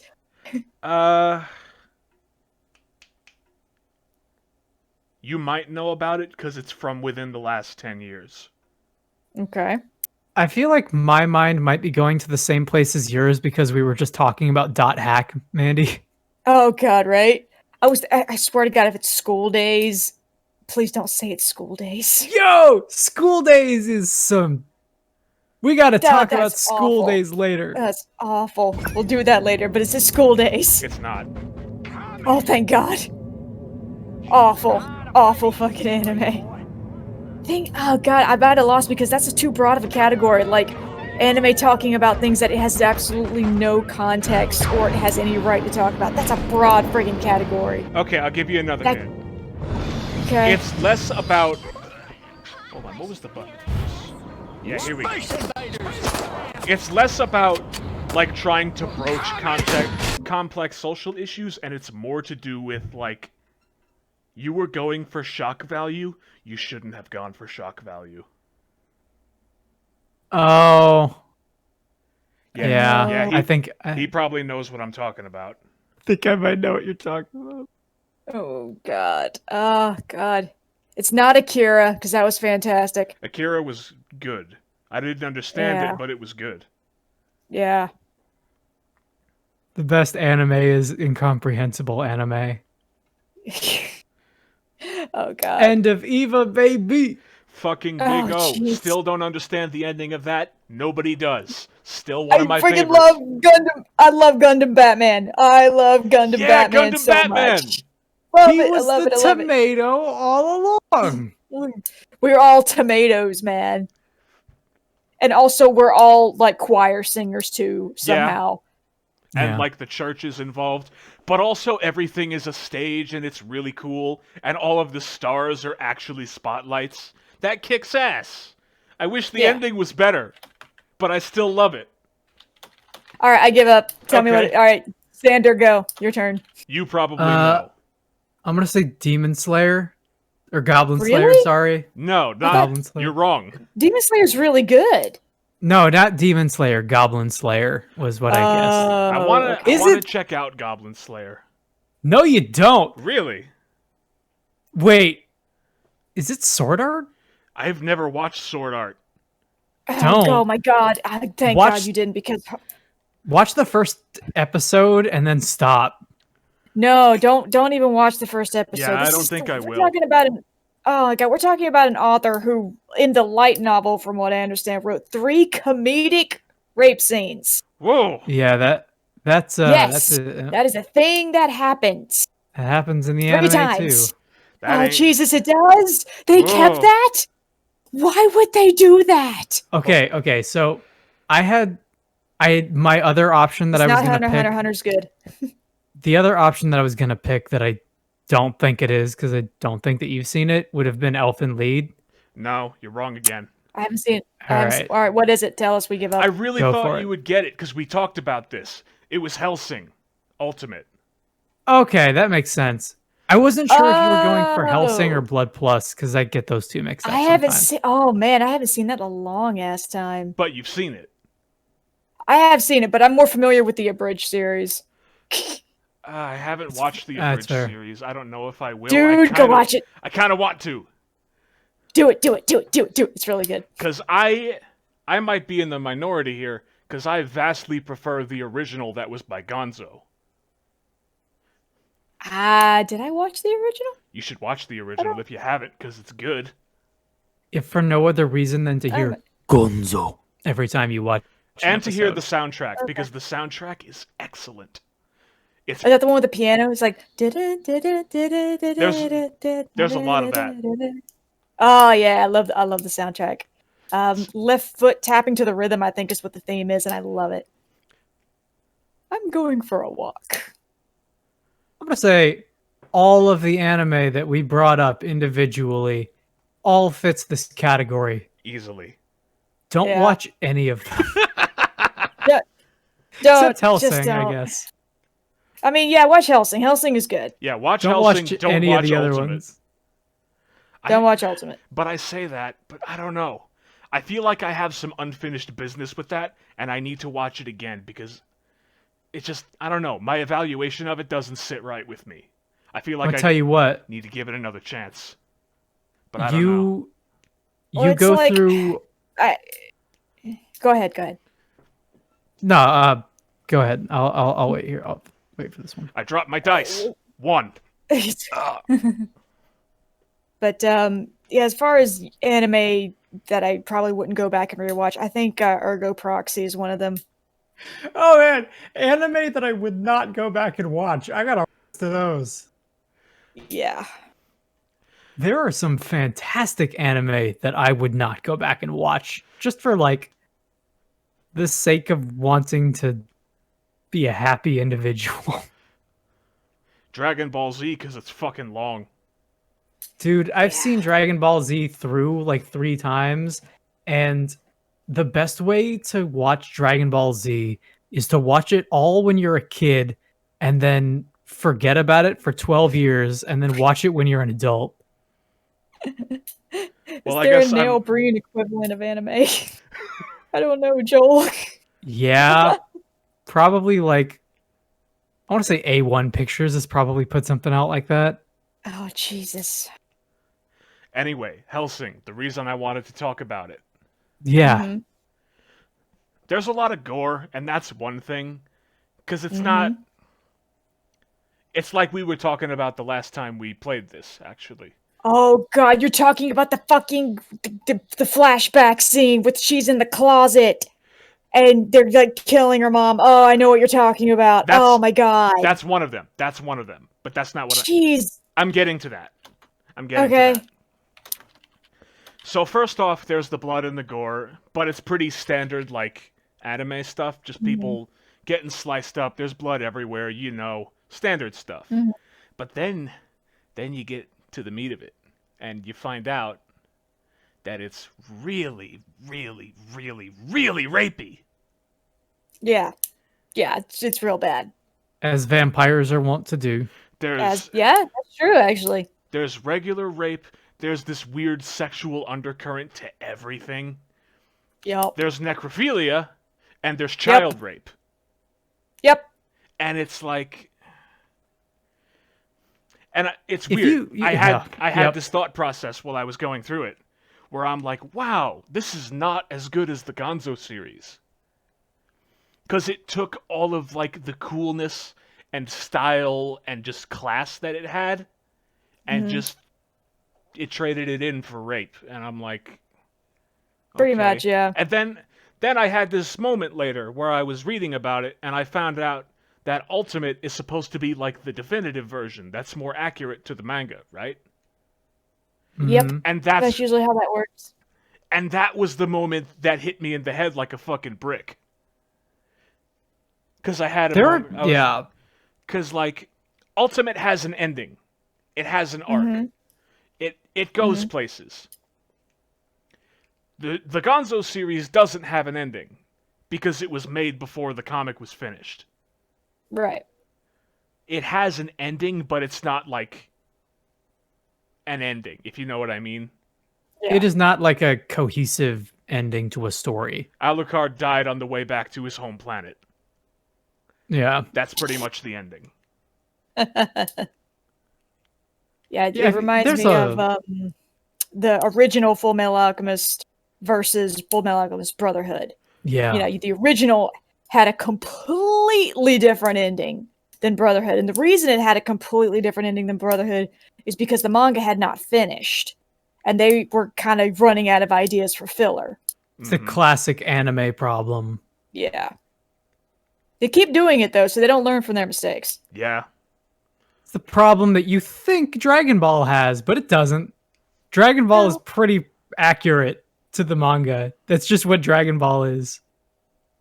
I'm sorry, Dragon Ball Z is what I'm specifically referring to. My favorite episode of Dragon Ball Z is still the one where Goku and Piccolo have to get their driver's licenses. No! Dude, I love that one. The fact that that made it onto like the loading screen of Budokai makes me really happy. It's so good.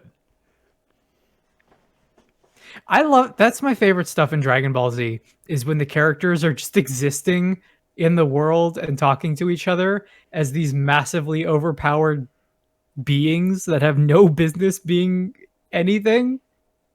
They have to like, yeah, we can get into that, Joel. I mean, that is a podcast and a half for itself. Oh, jeez. I don't know that we touched that today. We have not. We have not touched Game of Thrones today, and I don't know if we have the time. I don't know if I want to. No, Game of Thrones is a sad, sad story, and it has nothing to do with the story. Yeah, no, it just all the really, really sadness happened like behind the scenes and with the actors and the bastard directors. Just production in general is just the real tragedy. The real villain of the story, as most stories go, was actually stolen. The real villain of the story was actually the writer. Right? Well, yeah, George R.R. Martin. Jesus, man, come on. I haven't finished writing my book. It's okay, we're gonna make the ending of the show the exact same as the book, and everyone's gonna love it. And I'm sure that won't backfire at all. Despite the fact that the show is missing very, very, very important elements from the book series. But it's okay. It's fine. Am I wrong in okay, so I put them in the same camp in my head because they're both similar people in a lot of ways, and they both have like highly anticipated works that will never come out. But for some reason, whenever I think of George R.R. Martin, I think he has like a knife collection like Gabe Newell does. Nice. Is that a thing? Is that correct, or am I just in a fugue state? Here's the thing about Gabe. Gabe is never going to make Half-Life 3 because he hates his fans so much. And you know what? That's fine. I'm George okay R.R. with Martin, them never making Half-Life 3. Yeah, I'm alright with it. But I mean, I'm 100% alright with it. I mean, friggin' the original writer for Half-Life, like one of the original writers for the Half-Life series, straight up put out like a blog post or something. Okay, here's the entire plot of Half-Life 3, of what it was going to be. It's not going to get made ever, so here you go. And like it was Gordon actually pretty decent Funkman sounding. and whoever. Yeah. But yeah, Joel's right. He's like, I think he wanted to die before the books were finished so he could pull same tragic ending as Robert Jordan. Yeah, probably. He's probably gonna release the final Game of Thrones book posthumously. So he doesn't have to deal with the fans. And I'm actually starting to think that Gabe might be on the same track. Where it's like, we'll release Half-Life 3 after I'm dead. So I don't have to hear from you assholes anymore. Fucking Half-Life 3 is on a dead man's switch for the whole company. Pretty much. The instant Valve goes under. There it is. Yep. And it won't be enough. It won't be enough. The optimist in me looks at Half-Life 1 and what it did for gaming in the industry, and looks at Half-Life 2 and what it also pioneered, and then looks at Half-Life Alyx, and I'm like, I see what the argument is that we can't do this unless it changes everything. Yeah, Valve is an innovator. They do not, like if their game is if the game isn't innovating something either engine-wise or technology-wise, they ain't gonna make it. Because that's what Half-Life is. Half-Life is not about the story. I'm sorry, anybody who likes Half-Life, it's not. Like, the story in Half-Life is bad and also doesn't exist properly. Like, the content within those games telling an actual narrative, it's just not cohesive. Now that's just wrong. It's all narrative. But that's because it's all about world building, and it doesn't throw it in your face because it doesn't have to. It's just expected that you'll understand it. Yeah, well, what I'm saying is, Half-Life is not about its story, right? It's about its setting, if anything. Half-Life, I would even argue Half-Life is about technical showpieces. It's really not. Because every piece of technology Valve has ever put out has been terrible. I mean, be that as it may, I've worked in the whether or Source not you engine for a long time. You know this. I know this, I am in a better position to say that than just about anyone. but the popular, not the popular, but the public consensus of what type of thing does Valve make? What does Half-Life mean to the industry historically? Is that each game was like a Walkman trilogy step forward. And for them to put out the idea of, look, I'm not going to release my thing unless it changes the world, unless it changes the kind of technology that we're utilizing, at least in a popular way, then I'm not going to release it. Though, to be fair, Half-Life Alyx is probably the best VR game you can get right now. Yeah, that's what I'm saying. It's Is like terrible Half-Life game. They put out Half-Life Alyx as what is a very impressive piece of technology and a showpiece that is very effective at selling you on what it is.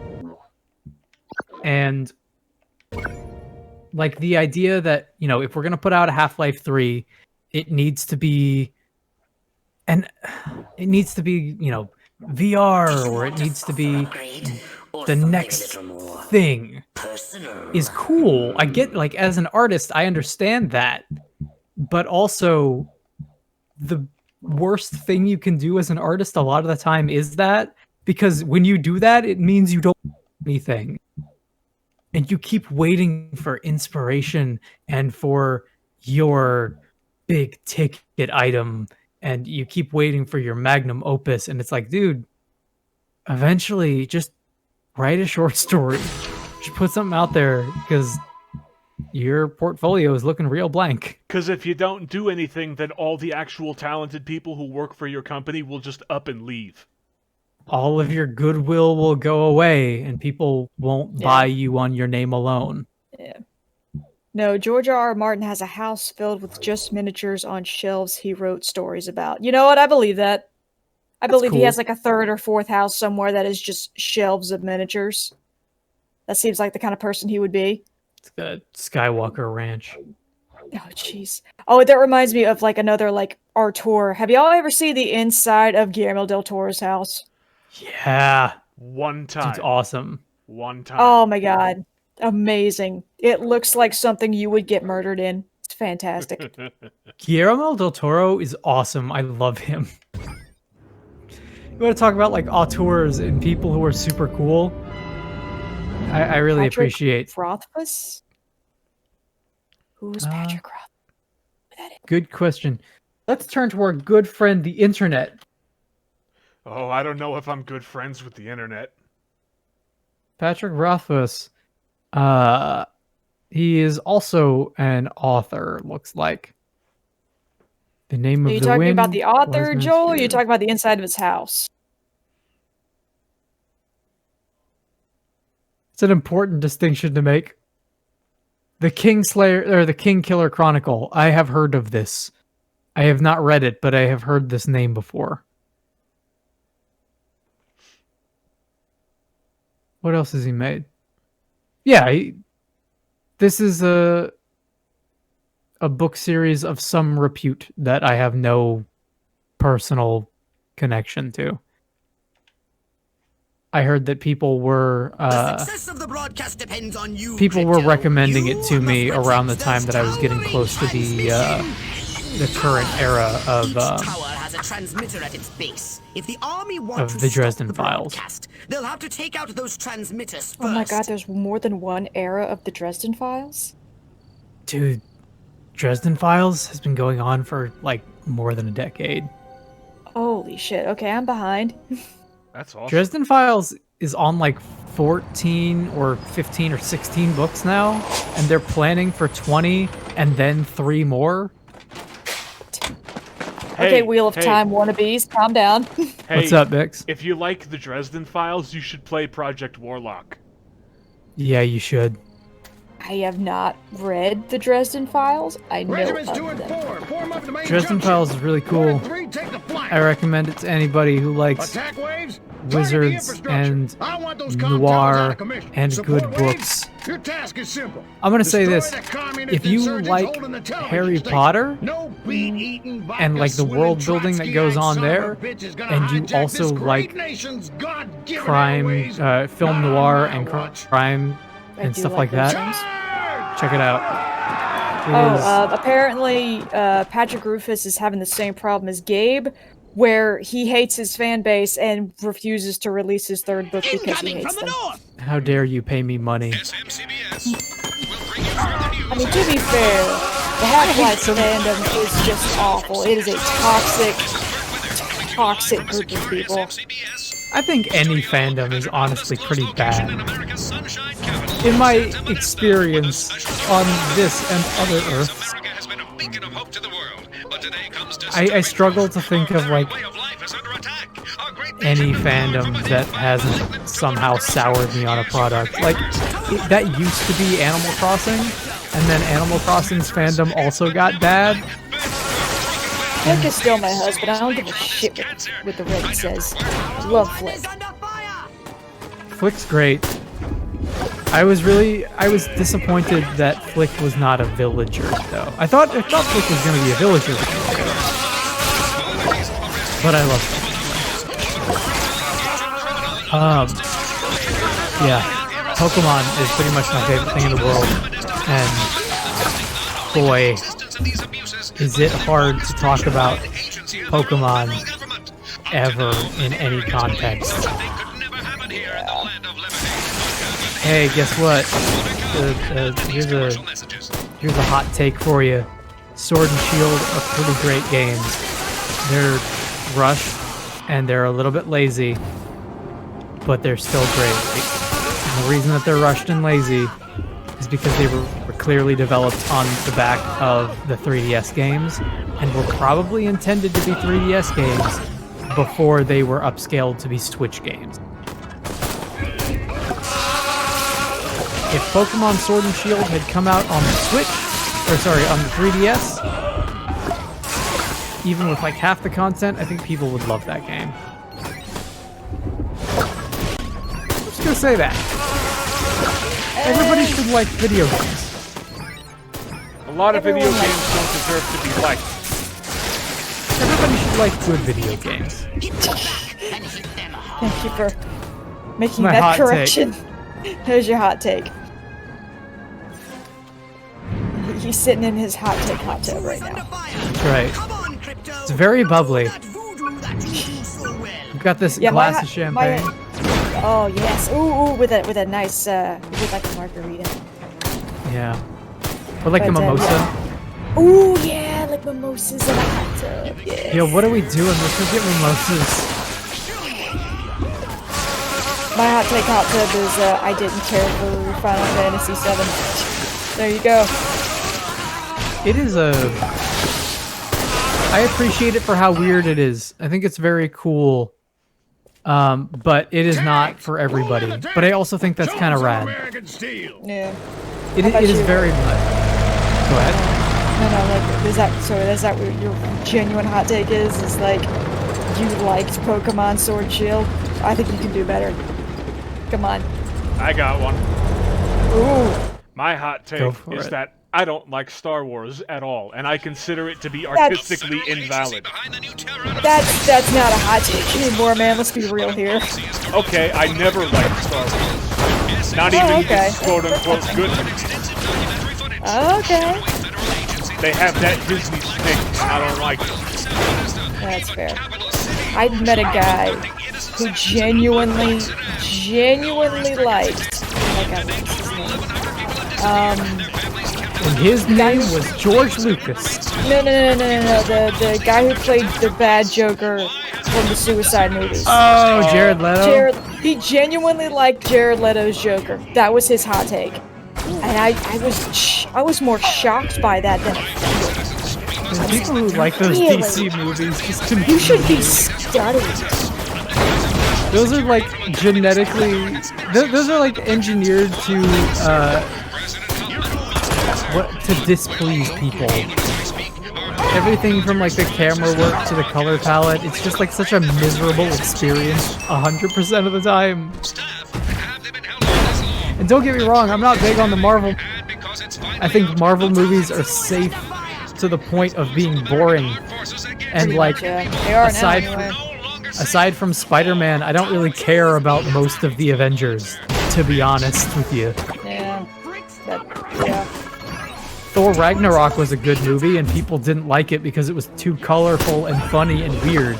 And it's like, I like really. That's usually the opposite of. That's usually the opposite of what I hear about Thor Ragnarok. I gotta hang out with more of your friends. Tower 1 is being attacked. Your moment has arrived, Crypto. Thor Ragnarok's a great movie. It really is. It's just the Fifth Element, but with Thor and the Hulk in it. God, you're not wrong. Were they also directed by a French dude too? I think it was directed by Luc Besson, if I'm not incorrect. It's not by I can't pronounce the man's name. Taki. Watiti? Yeah, I thought it was directed by him. Yeah, actually, you are correct. I want to say Luc Besson has something to. I could be completely wrong, and I probably am. Luc Besson made Valorian, which was world-wise phenomenal. Story-wise, I don't know what he was going for. Well, Luc Besson, to me, is the guy who made The Fifth Element, and then I never looked at another thing he made. Pretty much, yeah, that sounds about right. Fifth Element's awesome. Agreed. Oh, wow.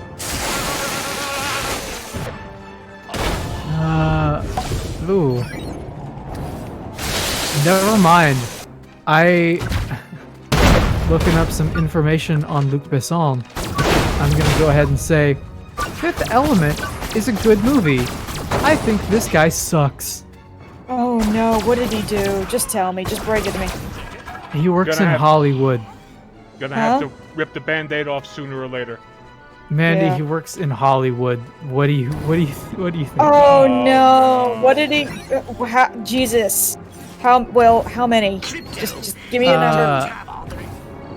Okay, I closed the page. Let me open it back up, but it is No, several. don't do it to yourself. Don't do it. That's all I need to know. That's all I need to know. Jesus Christ. Oh, yo, look at this. We At got least robots. 6. Robots! Yo, is it a Hulkbuster? It's a fucking Hulkbuster. Take out those Yeah, towers look now. at Oh, those. it is! Attack! They even have the same helmets. Attack! Tell you what, we need to play Ultimate Destruction at some point. I want to play Ultimate Destruction. I call dibs on that one. You go for it. Because I've played a lot of prototypes. Yeah, well, you've played a lot of Hulk Ultimate Destruction too, man. Yeah. They're the same game. Oh yeah, they hate it.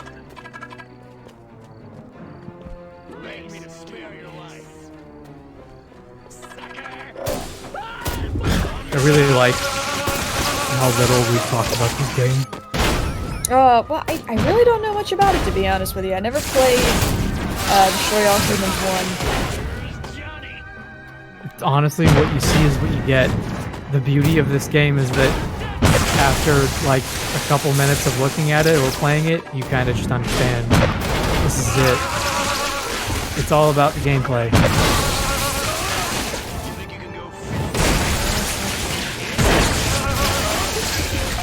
Final Fantasy VII is so many things. Some of them incredible. You know what? I will say this for sure. As far as video game soundtracks go, Final Fantasy VII Remake has, I'm gonna go ahead and say, the best soundtrack last year. I mean, it's Square Enix. It's them making a beautiful soundtrack is pretty much default at this point. But also, the Still original appreciate it. soundtrack for yeah, I mean, Final Fantasy VII on the PS1 had a fantastic soundtrack that they had to live up to as like one of the most iconic soundtracks of all time, and they did. I mean, I can't say anything more than they elevated it. and they did pretty much everything that they should have, and they didn't play it safe, I would say.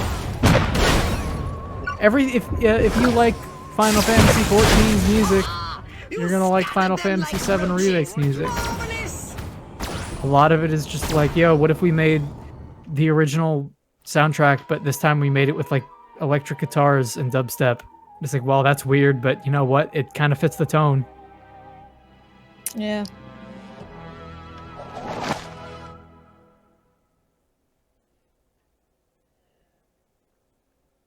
Final Fantasy VII is crazy. You know what? I'm going to tell you something else.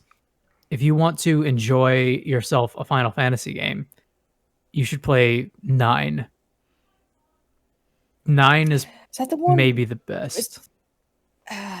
9 was the one I think had the best overall story. Just get the Japanese version. Military deployment result of prank phone call. Officials looking for a huge ass. Huge ass. Classic. Nice. Classic. I love it. I would put a Moses Lack on the screen, but I don't think we have one. You need to get a soundboard. You need to get a soundboard. I do need to get a soundboard. I need to get that Spider-Man clip on a soundboard. You know the one. See, that's a dangerous proposition, though, because I'll put one thing on the soundboard of Spider-Man, and then I'll put, like, every line of every Raimi movie in there, too. Mm-hmm. I mean, no one would complain. You would do that. Misery, misery, misery. That's what you've chosen. Get me pictures of Spider-Man. I offered you friendship and you spat in my face. You know, I'm something of a scientist myself. All the memes. Just put all the memes in there. Literally all of them. They would all be in there. Every single one. Spider-Man Raimi, those movies are so good. Even 3, I'm sorry. It's not a good... It is not a well-written movie. It is not a well-directed movie. But it is fun. It is a good movie. Honestly, Spider-Man 3 and Revenge of the Sith are kind of like in that same boat for me. Like, man, these movies are train wrecks, but they are great.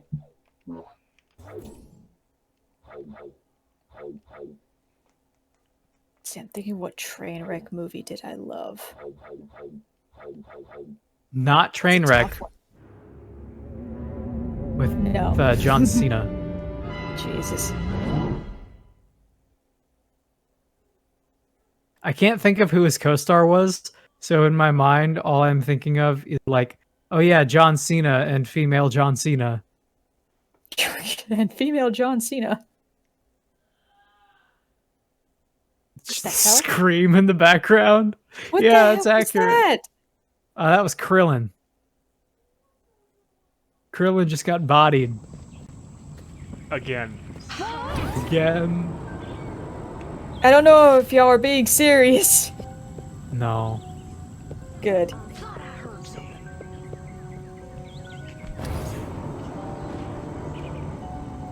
I had to look down to see if I was wearing my Dragon Ball shirt. I'm not. It's Pokemon. That's okay. We forgive you. This time. This time. Just don't let it happen again. Whoa. I can't wait for you to finish the Boo Saga, because we need to play those Xenoverse games. Yeah. They're so... Oh, they're... They're many things. They're fun games with extremely stupid stories. But that's Dragon Ball Z MO though. Some up-close Yeah. and personal relationship In that way, it is Modesta. it is kind of the perfect Dragon Ball game. You know, man, did you ever play Dragon Ball Z Budokai? Watch streamers play it. Are you aware of like the what if scenarios? Oh yeah, with all the time traveling and whatnot. Yeah, so Budokai had those missions where it was like, yo, what if Frieza didn't die, and he became supreme ruler of the universe? Or what if Cell died, like, way faster? What would happen? And you get to play those little campaigns. Xenoverse is that, but like a 60-hour game. That sounds like fun. Yeah, it is. It's literally Trunks walks up to you and says, "Hey, do you want to join the Time Patrol?" And then you become a RoboCop. And, sorry, you become Time Cop. Fucking Time Cop. Literally I need to Dragon watch Ball Z Time Time Squad. Cop. Time Squad was okay. I always confused Time Squad with Chalk Zone because it came on at around the same time. Ah, Chalk Zone. That's not a name that I've heard in a long time. Chalk Zone was a good show. It ended too quickly. Your minute to complete this task. Chalk Zone is right up there with Invader Zim as one of those shows that the network just did not like and did not treat very well. Oh, did you fucking hear that guy? You didn't hear that guy, but he said Orson Welles was right. I actually have not been able to hear the game the whole time because I'm like behind several seconds, so I just have the stream muted. Excellent work. Yeah, the scenario, the setup didn't work out the way we wanted it to. Yeah, I'm sorry. So, you may have noticed that we were 30 plus minutes late on our upload time. And that, you remember all those issues that we had with getting a three-way call before? So, we had those same issues but reversed this time, where we loaded into the like the full-on server and tried to talk it out that way. And we would either get all video and no audio, or all audio and no video, or just neither. And then when we switched to a call, we started getting both. But then that ended up not working anyway because of other shenanigans. It was literally the opposite of the problem that you and I solved. Like the same problem, but with an opposite solution. That's weird. Discord is the worst. I mean, it serves me and all 12 communities I'm a part of pretty alright, so Time for some I don't know. I mean, it's bad for this specific scenario. And we haven't found a Rip good off the replacement. masks and reduce this place to rubble. I've come across like a couple of ideas, and all of them are just like not quite.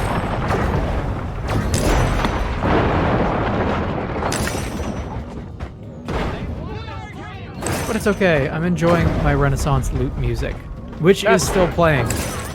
yeah. Even if you said it wasn't, I wouldn't believe you. Just saying. It's fine. It's alright. It's part of my job is that some people believe me and some people don't. Speaking of jobs, Uh-huh. so get contacted by my manager. Says, hey, I need to talk to you. I, being myself, I assume the worst. Says, oh god, what have I done? I'm in trouble. Oh jeez. It's like, hey, you like traveling, right? Like, yeah, I like traveling. Hey, how would you like to be 2 weeks on, 1 week off, traveling around, setting up all of our, A10 simulators? Possibly also international. And I was like, oh, holy crap, yeah, sure, I'll travel for free. Thank you. So that might be happening soon. That's incredible. Yeah. Oh, Biz doesn't know what I do. Bix, I'm a graphic artist. I make simulations for the military, and I train sailors on how to use their equipment. Well, sailors and airmen on how to use their equipment. Which is way, way cooler than what you were doing when we met. Yeah. Yeah, I've moved up in the world a little bit. I'm happy to hear it. Oh my god, how have you been? I think you mentioned a couple of things. Like you were doing, like you've been doing a couple of things actually. Died, but I got better. Okay, that happens. I've been doing this.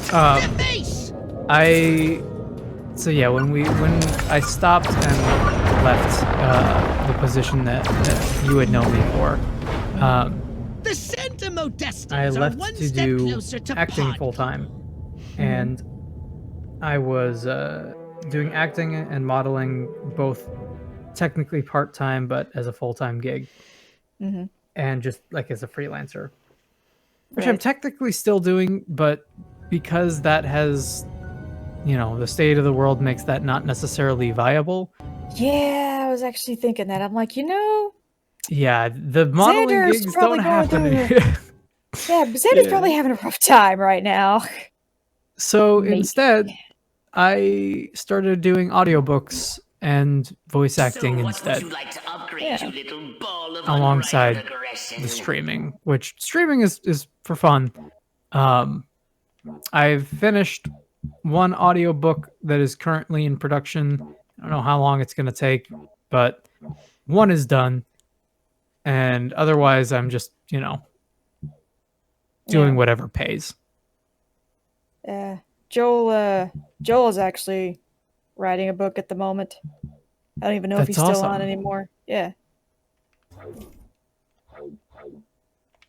If you need a nerdy something dude who can do like 4 voices and one of them is Snake, you hit me up. I'll let him know. Yeah, no, it's weird, right? Because it is a much harder thing to do, and it is a much less it's not consistent, right?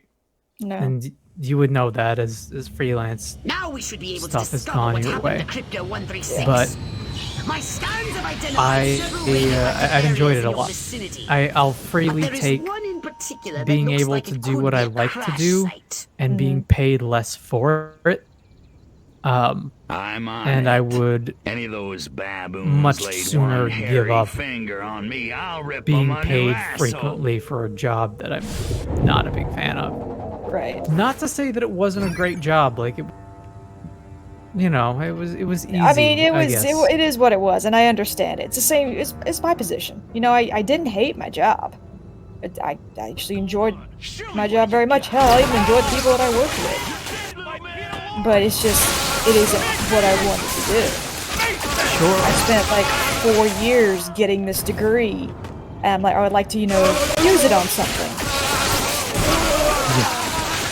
No, straight up. What Like have you discovered? the thing that I can put in a resume now is like, hey, how long? It's like, man, literally over a decade. That looks nice in print. Recover any neuron technology the humans get may you. have found. And then people look at me and they're like, are you 15? I'm like, no, dude. Monkeys probably hitched this I ship just to look their young, donkeys, skinny, dragging it sorry. back to their mud village so they I can get worship that. it as a god. People will talk to me, and then after a little bit of talking to me, they're like, "How old are you?" I'm like almost 30. Oh, But it's better to be that way than to yeah. look older than you are. Yeah. I that's a position that I happen to occupy. I'm sorry. Wait, am I the oldest person in this stream? Just tell me now. Probably. Jeez.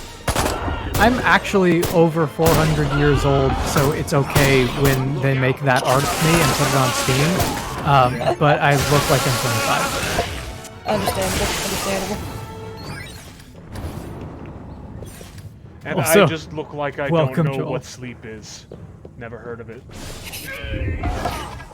Don't need it. For the weak. Not even. Get rid of it. Don't need it. You just cracked 80K. Oh, Joel, I'm so proud. That's super awesome, dude. Writing's awesome. Just crafting worlds, making your own way of it. Mm-hmm. I've dabbled saw in it here and there. I do tend to enjoy it. Yeah, I mean, we were talking about Dresden Files a little bit a while ago, and somebody had like a chart of here are the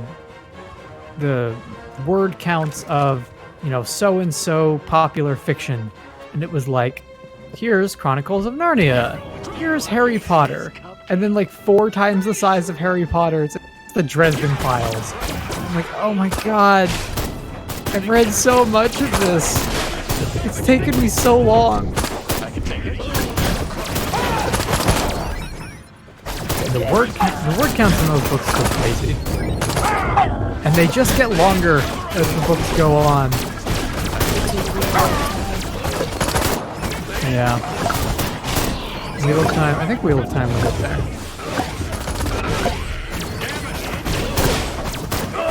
I enjoy. I still find a lot of joy in reading. I'm behind on reading. I have not read in a very long time, and I'm very ashamed of myself. Could read instructional booklets. I read a lot. I don't read a lot of books, but I read a lot. I think that has become...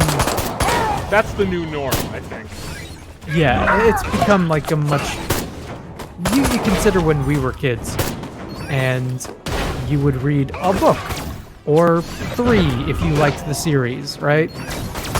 And you would probably watch anime, I guess, if you were really, really into it at the time and could get your hands on it, which and if it was not always...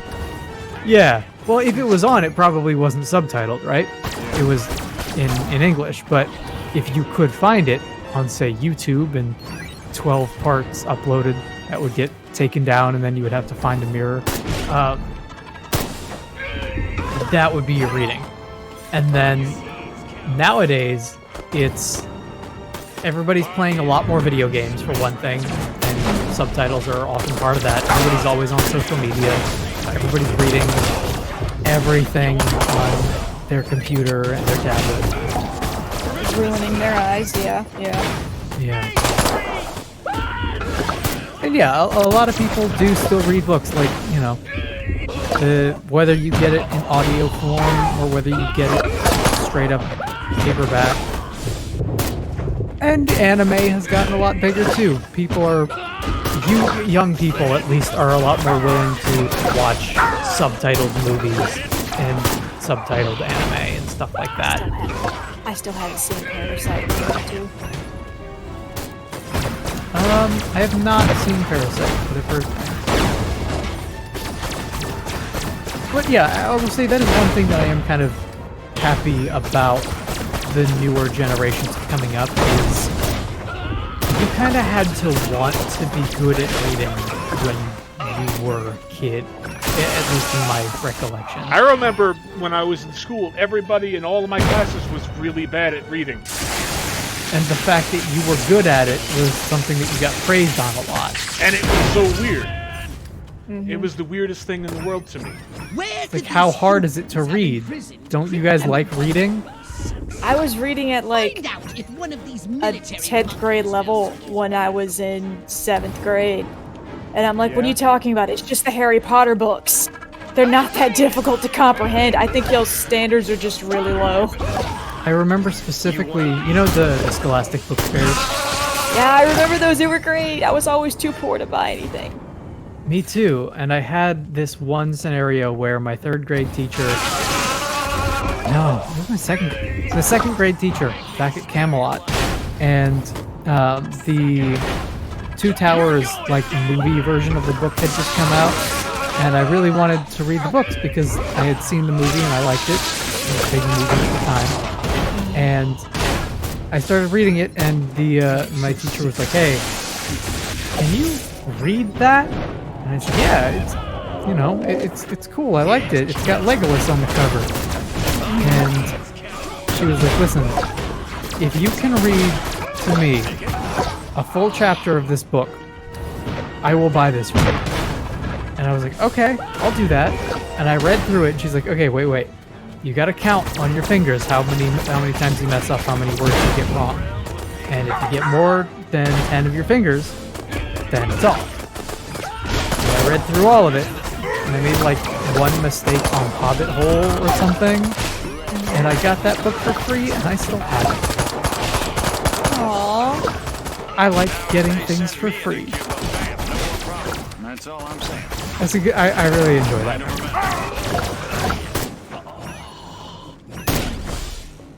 That's so I'd have a sweet. GI party with it too. I think they also had like lollipops and stuff there that I also wanted, but I couldn't buy those. Scholastic Book Fair was big on like them not having books. My Scholastic Book Fair was always great at all the stuff that I couldn't buy. 'Cause I just didn't have the money for it. You could get like PS1 games there. It was so weird. Well, they were just trying to appeal to kids. Yeah, if you so can they're, get them doing their best. invested. Yeah. I mean, it says a lot that I still remember the Scholastic Book Fair, and I don't remember most of the names of my instructors in 12 years. That's fine. That's fine. I don't remember most of the names of my instructors. The only reason I remember Mr. Cook is because he was also the culinary teacher. I remember And that was his legal name. I had a teacher named Mr. Wise, and I remember Mr. Wise because A, he was bald and I thought he looked like Patrick Stewart but younger. And B, we played Mario Kart on the GameCube in like the 4th grade at the end of every day, and that was a good time. Aw, he sounds like a nice dude. He was. Fucking kicked ass at Mario Kart, I tell you what. I can't do it anymore. I got really good at Double Dash and really bad at every other Mario Kart. You do realize what I just realized, right? What's that? We all have Nintendo Switches. Yeah, this is true. We can all play Mario Kart or Mario Party at the same time. I would be super down for at least Mario Party. I feel like I'd be really bad at Mario Kart, but I would play it. Okay, I just have to grab my Mario Party. Mario Party... I think Mario Party would be a good stream fodder type game, for sure. But also, I'm a weirdo, and I just like Mario Party. I don't necessarily like Mario, but I like Mario Party. That's okay. It's... Mario Party is just one of those games where it can end in like 10 minutes or it will take 3 hours. Yeah, it probably depends. says a lot that I also like Monopoly, unironically. Those are very similar. I didn't even notice your jet board. Yeah, Mario Party and Monopoly operate on a kind of a similar wavelength that I appreciate. Yeah. I played Monopoly as a kid, and I only liked to play it if I could be the cardinals. I like being the hat. That's my experience with Monopoly. Yeah, you know what? That's fair. Now you can get Monopoly and play as Zangief. Fucking awesome. We really gotta play, like... I gotta get my hands on like a Pokemon Monopoly or something. I guarantee you that exists somewhere. Oh, I know it does. I've seen it and I want it. There are so many Pokemon board games. I kind of hate board games, except for Monopoly, though. I'm bad at That is actually a hot take. That can be your hot take, hot tub. I feel like a lot of people who... you liking Monopoly but not other board games makes more sense than if you liked other board games but liked Monopoly the most. Yeah, I think so. It's like, the thing that I like about Monopoly is screwing over other people with long-term strategy. I think Risk is cool, and I like playing Sorry, but I don't like most card games, if that makes sense. Yeah. Most card games are about screwing over the other opponents. Like fucking Uno. Yeah, oh, I love Uno. I like me some Yu-Gi-Oh. Oh god, oh jeez. When I was in middle school, because I was an uncooperative little shit, I got put into a bunch of, like, special aid classes, right? Sure. And we had one of these classes where it's like, we'll help you with your homework because you're an uncooperative little shit. But also, if you didn't have anything to do, we'll just play Uno. And we played a ton of Uno. And I got to be really good at it for a really long time. That's Joel totally says fair. you need to play Catan, Settlers of Catan. Catan? Yeah. I don't know what Catan is, I'm scared. Settlers of Catan is a like long-standing board game. It's very much like build your city and infrastructure, and kind of like you know in FPS games when you have like King of the Hill map type. Kind of like that mixed with like SimCity almost. It's weird. It's its own thing. It's super cool, but I don't have the brain for it. If you ever watch Parks and Rec, they make a joke about Homes of Dunshire, and that is their Settlers of Catan joke. I tried playing Ticket to Ride and Carcassonne, and I sucked at both of them. I played Ticket to Ride, it's alright. I won my first game and lost every other game after that. Yeah, there you go. That's how I feel when I play those kinds of games. Is like, if I win, it's not because I know what I'm doing. Make no mistake. Yeah, I get beginner's luck, and that's pretty much the end of it. Do not get it twisted. Say it I again. implore you. Tristan, you must chill. Sorry, it came to my mind thinking about Yu-Gi-Oh. You know, turns out Yu-Gi-Oh's great. I thought it was sucked for like the longest time, but I was wrong. Yu-Gi-Oh's actually awesome. Oh man, have you ever watched? You watched the Digimon movie, right? I was not a Digimon kid, but I'm aware of that movie and how like weird man, it is. if you ever get the opportunity, you need to watch specifically the American version of the Digimon movie. If you think because it is Suicide peak Squad, 90s. It is like peak 90s soundtrack. And we've got bare naked ladies, Fat Boy Slim. Just don't feel People who should not be in an anime movie are in this anime movie. That's fantastic. It is Right now, amazing. I want to Like say, seriously, they do a shot through the city and Weapon of Choice is playing. Like, what the fuck is this? there's a similar situation with the first Pokemon movie, where you have like Sixpence None the Richer, and NSYNC did the theme for the second movie, I believe. I believe it. But you can still get like the motion picture soundtrack for Pokemon 1 fairly easily, and like the rest of them are much harder to get.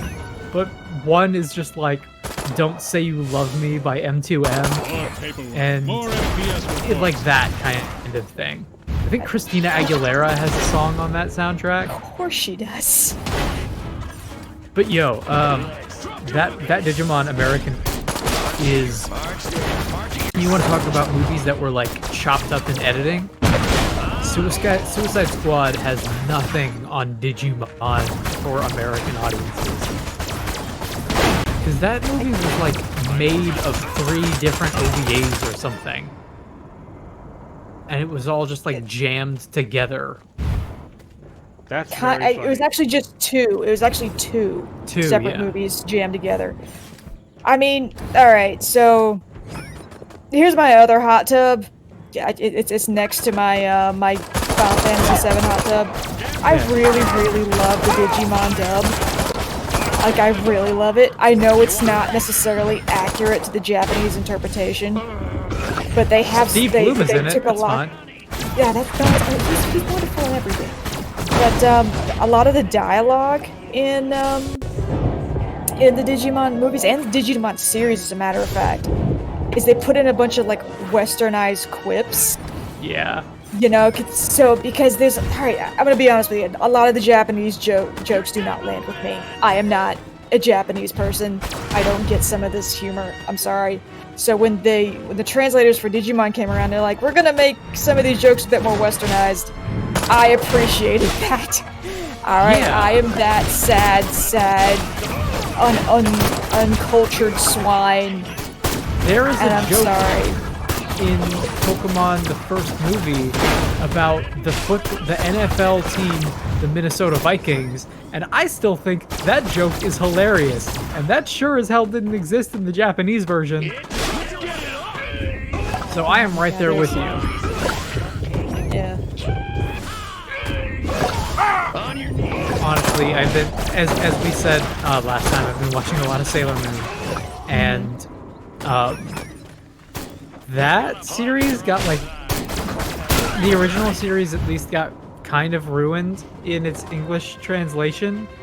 That is one of the cases where people were like, the dub was terrible. And you know what? You're 100% right. That dub was awful. We really shouldn't talk about it.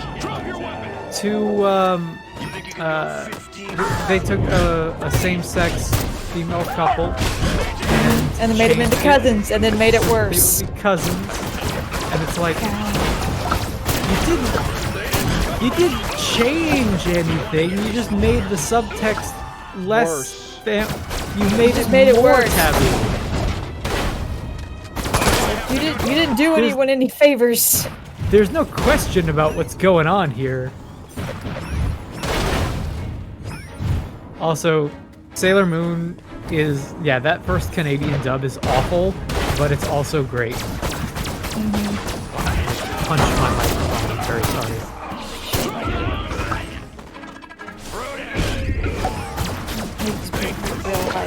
Inuyasha was actually in the Canadian dub as well.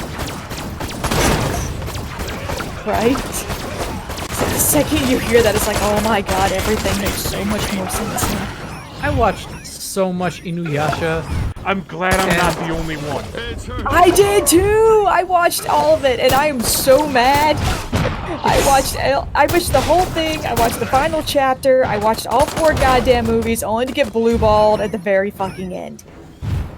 Inuyasha has this problem where, I swear to God, I must have seen like over 100 episodes of Inuyasha, if that many exist, and I'm sure they do. It does, yes. And like 80% of those episodes are the same episode. I can't differentiate between any of them. Yep. You know what I said? Oh, you gotta find the Dark Crystal Shard this time, okay? Oh no, Naraku's in this one. Which episode could you possibly be talking about? Everyone? Every single episode? And they're always like surprised. It's the weird thing because I love Team Rocket and how they literally show up in almost every single episode across more than 20 years. And it's always a shock to the main characters when Team Rocket shows up. And Team Rocket always gets away with it for like 15 minutes before they stop getting away with it. And I just, the sheer absurdity of Team Rocket. Team Rocket deserves to be in Smash. Like, as a unit, I want all 3 of them to be like a Pikmin character. Yeah. Did you ever read the, Team Rocket is the best thing in anime. I'm sorry, go ahead. God, okay, did you ever read the novelization of the first Pokemon movie? I do. I, in fact, have that on my shelf next to me. It's got stickers in it. Okay, there is... Alright, so when I was a kid... You're cutting out a little bit. I was reading the novelization of the Pokemon movie where they're... Alright, how about now? Is that better now? Yes. Much better. So you were a kid and you were reading the first novel. The connection's starting to die off. Yep. and there's a scene where Ash and Mr. Brock have like they come across these Vikings, and they're just talking to these Vikings because Pokemon and these things happen, and the whole time I'm like, all right, what's up with these Vikings? These Vikings are weird, and then they reveal themselves to be Team Rocket, and I'm like, oh my god, this is them. This is them every single episode. My connection died, didn't it? Damn it. It's okay. We got it. It was very choppy, but we got through the whole thing. We got there in the so end, and that's sorry. what mattered. And no, that's the same. Sorry. Yeah, no, my connection's dropping off. It's totally okay.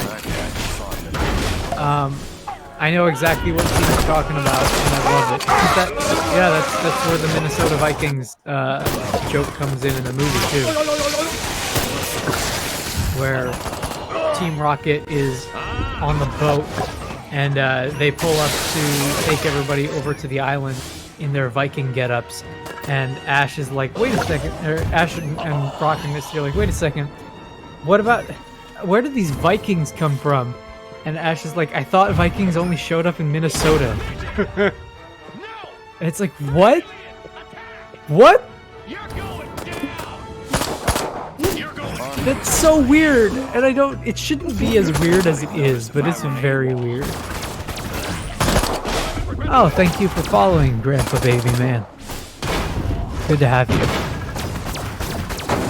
We're just talking about Team Rocket and Vikings. While we destroy all humans. While we destroy all humans. And, like, not for nothing, I've destroyed a lot of humans in the last 15 minutes or so. Yeah, you're doing a pretty good job. Get us the results. As far as, oh, did we lose you totally, Mandy? I think we did. Oh no. Team Rocket got to Mandy. Y'all Oh! Y'all are coming in and out. You too. Me too. Yeah, no. Team Rocket is the best. And Team Rocket deserves all of the love.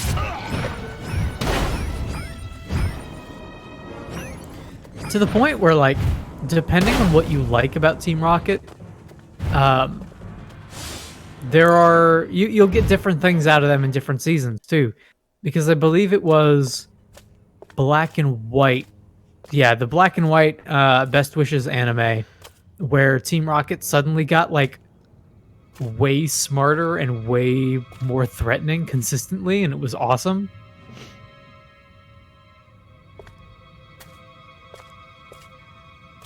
I really thought you'd be alive. What are you looking for, Crypto? Crypto. Look what they've done to us. Laid us open like an animal. How could intelligent creatures do this? Okay, monkeys. You want a war? You've got a war. What did you find, Crypto? We're dead.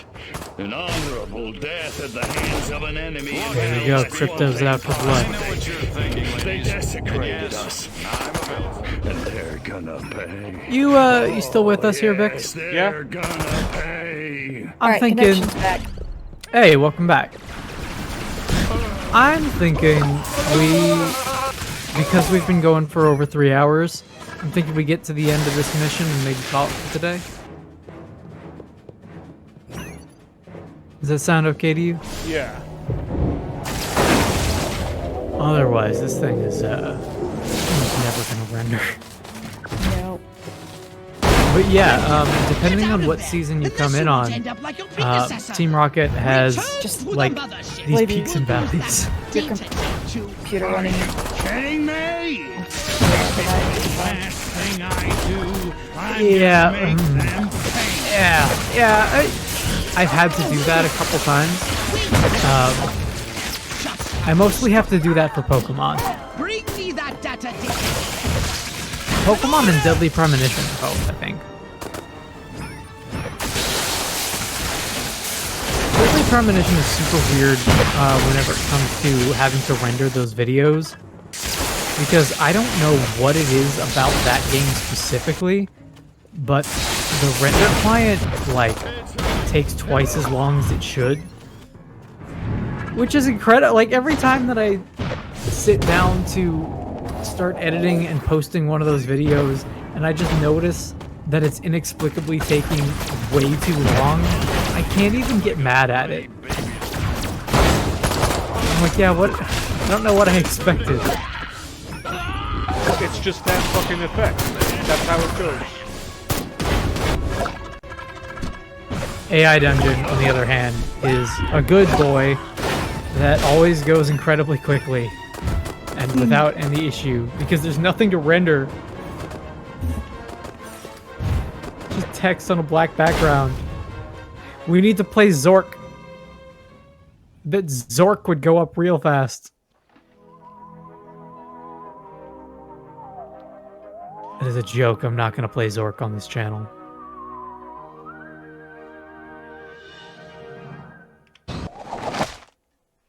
All right. You did it. It's 100% completion. Yeah. Very nice. If I remember correctly, this was like a particularly tough mission too, with all of the yeah, have a good night, Joel. Thanks for joining us. Night, Joel. I seem to remember this one being like a particularly challenging thing. Most of the ones where you have to like go into an enemy base and shoot your way out.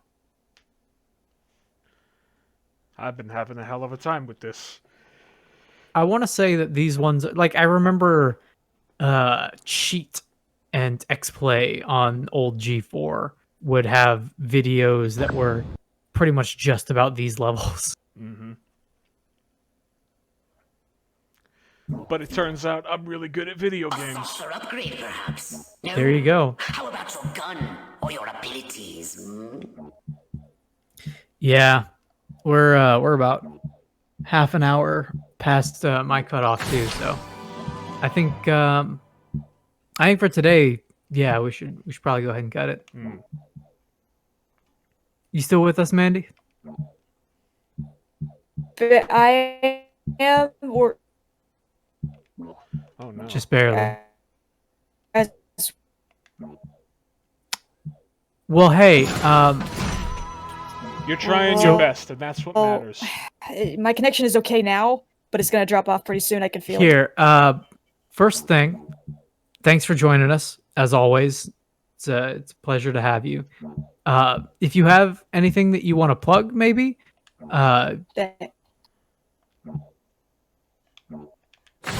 Yeah, go ahead and type it in there, and yeah. Yeah. No, yeah. We'll catch you next time when the storms of Florida are maybe a little kinder to the connection. Nothing to plug. Yeah. All right, maybe next time. As for now, take it easy, everybody. Have a good night, and thank you for joining us. Good night.